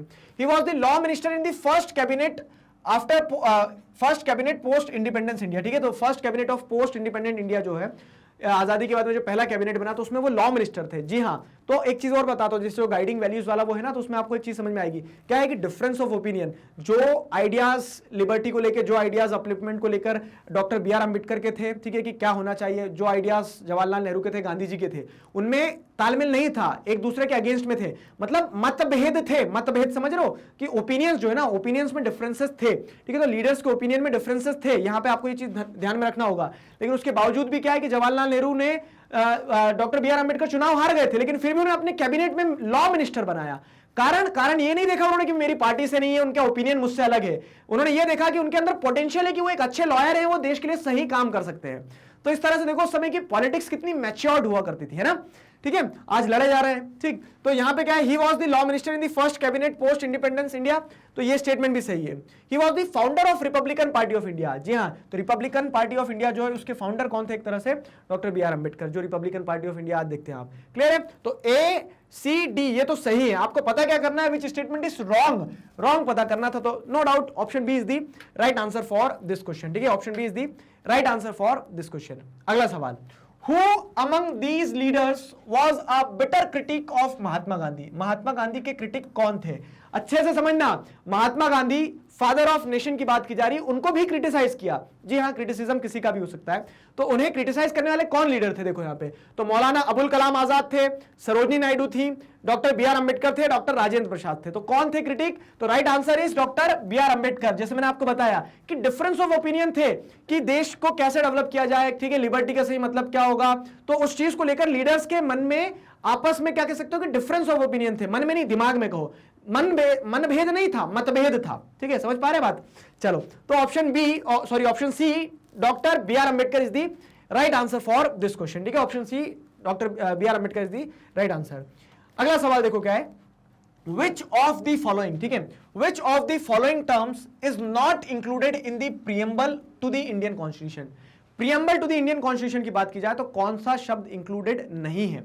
प्रीएम्बल क्या है? तो अब जैसे आप देखेंगे guiding values of the constitution की हम बात कर रहे हैं, ठीक है, तो उसमें फिलोसफी ऑफ द कॉन्स्टिट्यूशन की बात कर रहे हैं, उसमें हम ये देखेंगे कि हमारा जो कॉन्स्टिट्यूशन है, तो उस कॉन्स्टिट्यूशन को समझना है। पूरा कॉन्स्टिट्यूशन कब पढ़ेंगे सर? ठीक है, पूरा कॉन्स्टिट्यूशन को आप समरी में बता दो ना, तो समरी जो होते हैं ना, जो आईडी कार्ड होता है कि आखिरकार है क्या चीज कॉन्स्टिट्यूशन, तो वो आपके प्रीएम्बल में फर्स्ट पेज, जो आपकी बुक में भी आपको प्रीएम्बल दिया है ना, तो जो फर्स्ट पेज है उसमें रिफ्लेक्ट होता है। तो which of the following term is not included in the preamble of the Indian constitution? Liberty, equality, secular और रिलीजन। तो देखो, लिबर्टी, इक्वालिटी, सेक्युलर, ये सारे शब्द हैं, रिलीजन जैसा शब्द नहीं है कोई, ठीक है, क्योंकि यार we are a secular country, तो रिलीजन इंक्लूड करने की जरूरत ही नहीं है, ठीक है। तो option D is the right answer for this question, ठीक है, option D is the right answer for this question. अगला सवाल, What is called the soul of the Indian Constitution? Hint मैंने आपको स्टार्टिंग में दे दिया था। आप इंडियन कॉन्स्टिट्यूशन का सोल किसे कंसीडर करते हैं? ठीक है, आत्मा क्या है? तो soul of the Indian constitution is preamble. Preamble जो है ना, वो आत्मा है, वो दर्शाती है संविधान किन आइडियाज को लेकर चलता है। We the people of India having solemnly resolved to constitute India into a secular socialist sovereign country. तो ये प्रीएम्बल एक पोएम की तरह गाया जाता है। जो प्रीएम्बल है वो कॉन्स्टिट्यूशन की आत्मा को दर्शाता है कि हाँ, कॉन्स्टिट्यूशन जो पूरा, जैसे बोलते हैं ना कि उस इंसान की आत्मा अच्छी नहीं है, क्यों? क्योंकि उसके कर्म अच्छे नहीं होते, ऐसा। तो वैसे ही हम क्या कहते हैं कि हमारे संविधान को समझना है, तो संविधान की आत्मा क्या है? प्रीएम्बल को समझो, ठीक है। अब मुझे पता है आप में से बहुत सारे लोग पता है इस सेशन के बाद में प्रीएम्बल को पढ़ेंगे और पढ़ना चाहिए। तो प्रीएम्बल को जब पढ़ोगे ना, तो पढ़ना एक शब्द का मतलब समझने की कोशिश करना, हम क्या बात कर रहे हैं, ठीक है, इक्वालिटी ऑफ अपॉर्चुनिटी की बात कर रहे हैं, तो वो दर्शाता है कि हमारा कॉन्स्टिट्यूशन क्या है, इक्वालिटी में विश्वास रखता है। लिबर्टी की बात कर रहे हैं, ठीक है, liberty of thought and expression, आप क्या फील कर रहे हो उस चीज को आप एक्सप्रेस कर सकते हो, ये अपने कॉन्स्टिट्यूशन के प्रियम्बल में दिया है, तो कॉन्स्टिट्यूशन में तो होगा ही होगा ना, वो चीज रहती है। क्लियर है? तो the right answer for this question is option D. Option D, preamble is the right answer. अगला सवाल, the correct meaning of Republic of India. Correct meaning of Republic of India, Republic word है हमारे constitution में, ठीक है, India is a Republic country जैसे अगर हम देखें, तो रिपब्लिक ऑफ इंडिया का सही मतलब क्या होता है कि वहां हेरिडिटरी रूलर हो, मतलब मैं राजा, मेरा बेटा राजा, उसका बेटा राजा, फिर उसका बेटा राजा, हेरिडिटरी रूल चलेगा नहीं। रिपब्लिक का मतलब क्या होता है, ये तो आपने फ्रेंच रेवोल्यूशन में भी पढ़ा है कि ऐसा सिस्टम जहां पे हेड ऑफ द स्टेट जो हो वो क्या हो, एक इलेक्टेड लीडर हो, ठीक है। तो ऑप्शन बी पे लगा दे सही आंसर, नहीं बोलो फिर कहीं पे लगाएं, ऑप्शन बी पे लगाएंगे, लेकिन पहले सबसे पहले क्या है, सारे ऑप्शन जरूर पढ़ना। हेड इज नॉमिनेटेड, नॉमिनेट नहीं किया जाता, हेड को इलेक्ट किया जाता, तो रिपब्लिक का मतलब ये नहीं होता, ये भी नहीं होता है, नन ऑफ दिस होगा नहीं, क्योंकि B is the right answer, ठीक है। कभी भी जल्दीबाजी मत करना, जब भी एमसीक्यू को सॉल्व करोगे तो सारे ऑप्शंस जरूर पढ़ना, फाइन, सारे ऑप्शंस जरूर पढ़ना। अगला सवाल देखो क्या है, तो option B is the right answer for this question. अगला सवाल ये रहा आपकी स्क्रीन पर, क्या, which of these countries is are examples of republic, Republic के एग्जाम्पल कौन से हैं, ठीक है। Which of these countries is our example of republic? USA, India, south Africa, all of the above. सबसे पहले समझना क्या जरूरी है कि रिपब्लिक क्या होता है। रिपब्लिक का मतलब क्या होता है, एक ऐसा सिस्टम ऑफ गवर्नमेंट जहां पे हेड ऑफ द स्टेट कौन होगा, एक इलेक्टेड रिप्रेजेंटेटिव होगा, ठीक है, हेड ऑफ द स्टेट एक इलेक्टेड रिप्रेजेंटेटिव होगा। तो आपको क्या लग रहा है, किन देशों में head of the state elected representative है, यूएसए में, इंडिया में, साउथ अफ्रीका में? तीनों ही देश ऐसे हैं। साउथ अफ्रीका में भी हमने देखा कि रिपब्लिक ऑफ साउथ अफ्रीका बनाया, India, Republic of India, USA भी एक रिपब्लिक कंट्री है जहां पे हेड ऑफ द स्टेट एक इलेक्टेड पर्सन होता है। तो ABC, all of the above भी दिया है, तो option D is the right answer. अगर यहां पूछ लिया जाता which of this is not, तो आप चकरा जाते, ठीक है, लेकिन यहां पे तीनों कंट्री ही है, और तीनों कंट्री में क्या है, ऑल ऑफ द अबव भी ऑप्शन दिया है, तो option D is the right answer for this question. अगला सवाल देखिए, अगला सवाल ये रहा, अच्छे से पढ़ना ये सवाल को, which of these positions is correct in relation to the sovereign status of India? What do we say? ठीक है, हमारे प्रियम्बल में क्या लिखा है कि India is a sovereign nation. Sovereign nation मतलब क्या होता है कि आप एक ऐसे देश हो कि आपके निर्णय आप खुद ले सकते हो, ठीक है, आपके निर्णय आप खुद लोगे।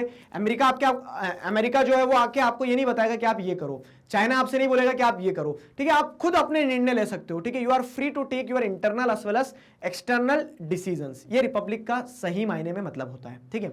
अब आपको क्या देखना, which of these positions is correct in relation to the sovereign status of India, कि India is a sovereign country, तो इनमें से कौन सा स्टेटमेंट उस चीज को जस्टिफाई करता है। देखिए क्या है, USA can decide India foreign policy, तो फिर हम सॉवरेन कैसे रह गए, ठीक है, तो ये तो क्या है, कट कर देंगे हम। फिर क्या है, USSR can support the communist CPIM, ठीक है, communist party of India, Marxist, ठीक है, in setting up it's government here, ठीक है। तो यूएसएसआर क्या है, यूएसएसआर हमारी कंट्री की पॉलिटिकल पार्टी को सपोर्ट करेगी कि जाके इंडिया में गवर्नमेंट बनाओ ये, ठीक है। तो यूएसएसआर का इंटरफेरेंस क्यों हो, क्यों, क्योंकि हमारी कंट्री के अंदर हम डिसीजन लेंगे। ये स्टेटमेंट भी गलत हो गया। सॉवरेन के कंटेक्स्ट में क्या है, सॉवरेन स्टेटस ऑफ इंडिया के कंटेक्स्ट में दोनों स्टेटमेंट गलत है ये। The Indian government only can decide it's internal and external policies, तो सिर्फ मात्र इंडियन गवर्नमेंट ही तय कर सकती है कि उसके इंटरनल और एक्सटर्नल पॉलिसीज क्या होंगे। तो option C is the right answer. लेकिन हम सी अभी डायरेक्ट टिक नहीं लगाएंगे, पहले डी भी पढ़ो। क्या है, Pakistan can control India's armed forces, कुछ भी, ठीक है, ऐसा तो हो ही नहीं सकता। तो ये भी क्या है, गलत है। ये मतलब ये हमारा सॉवरेन स्टेटस फिर रह ही नहीं जाएगा ना, हम अपने डिसीजंस खुद लेंगे। तो option C is the right answer. Option C जो है वो अलाइन हो रहा है किसके साथ में, क्वेश्चन नंबर 58 के साथ में। तो option C is the right answer for this question. तो आगे बढ़ते हैं, option C is the right answer. अगला सवाल देखो, What do you mean by sovereign, ठीक है, सॉवरेन से आपका क्या तात्पर्य है, ठीक है, सॉवरेन से आपका क्या तात्पर्य है।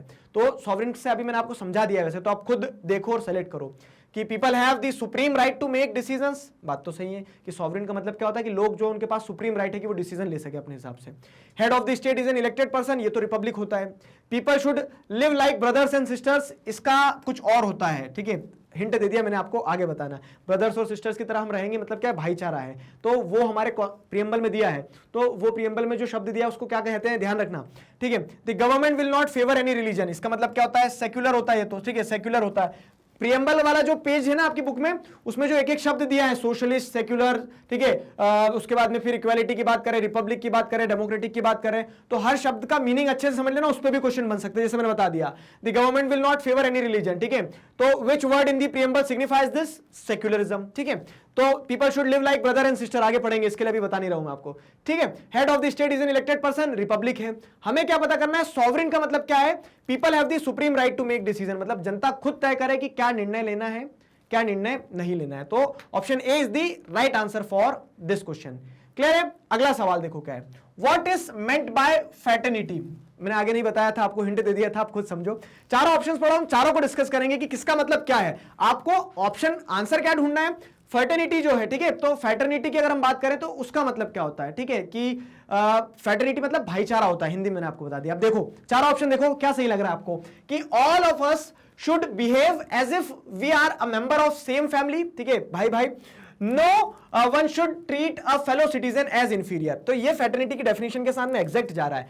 सेलेक्ट कर ले, अभी नहीं, जब तक चारों ऑप्शन नहीं पढ़ेंगे, तो ये सही हो सकता है। देखो आगे क्या अगला, all are equal before the law, the traditional social equalities have to be ended, ठीक है, the government should ensure equal opportunities for all. तो ये इक्वालिटी को दर्शाता है, ये स्टेटमेंट इक्वालिटी को दर्शाता है, हमें फ्रेटर्निटी को देखना था, ठीक है। तो फ्रेटर्निटी को ये वाला स्टेटमेंट ज्यादा अच्छे से समझा रहा है, तो इसको हम कैंसिल कर देते। चलो, ये इक्वालिटी को दर्शा रहा है। A form of government where people enjoy equal political rights, elect their rulers and hold them accountable, ठीक है, the government is run according to the some basic rules. तो ये डेमोक्रेटिक को दर्शाता है। डेमोक्रेटिक क्या होता है?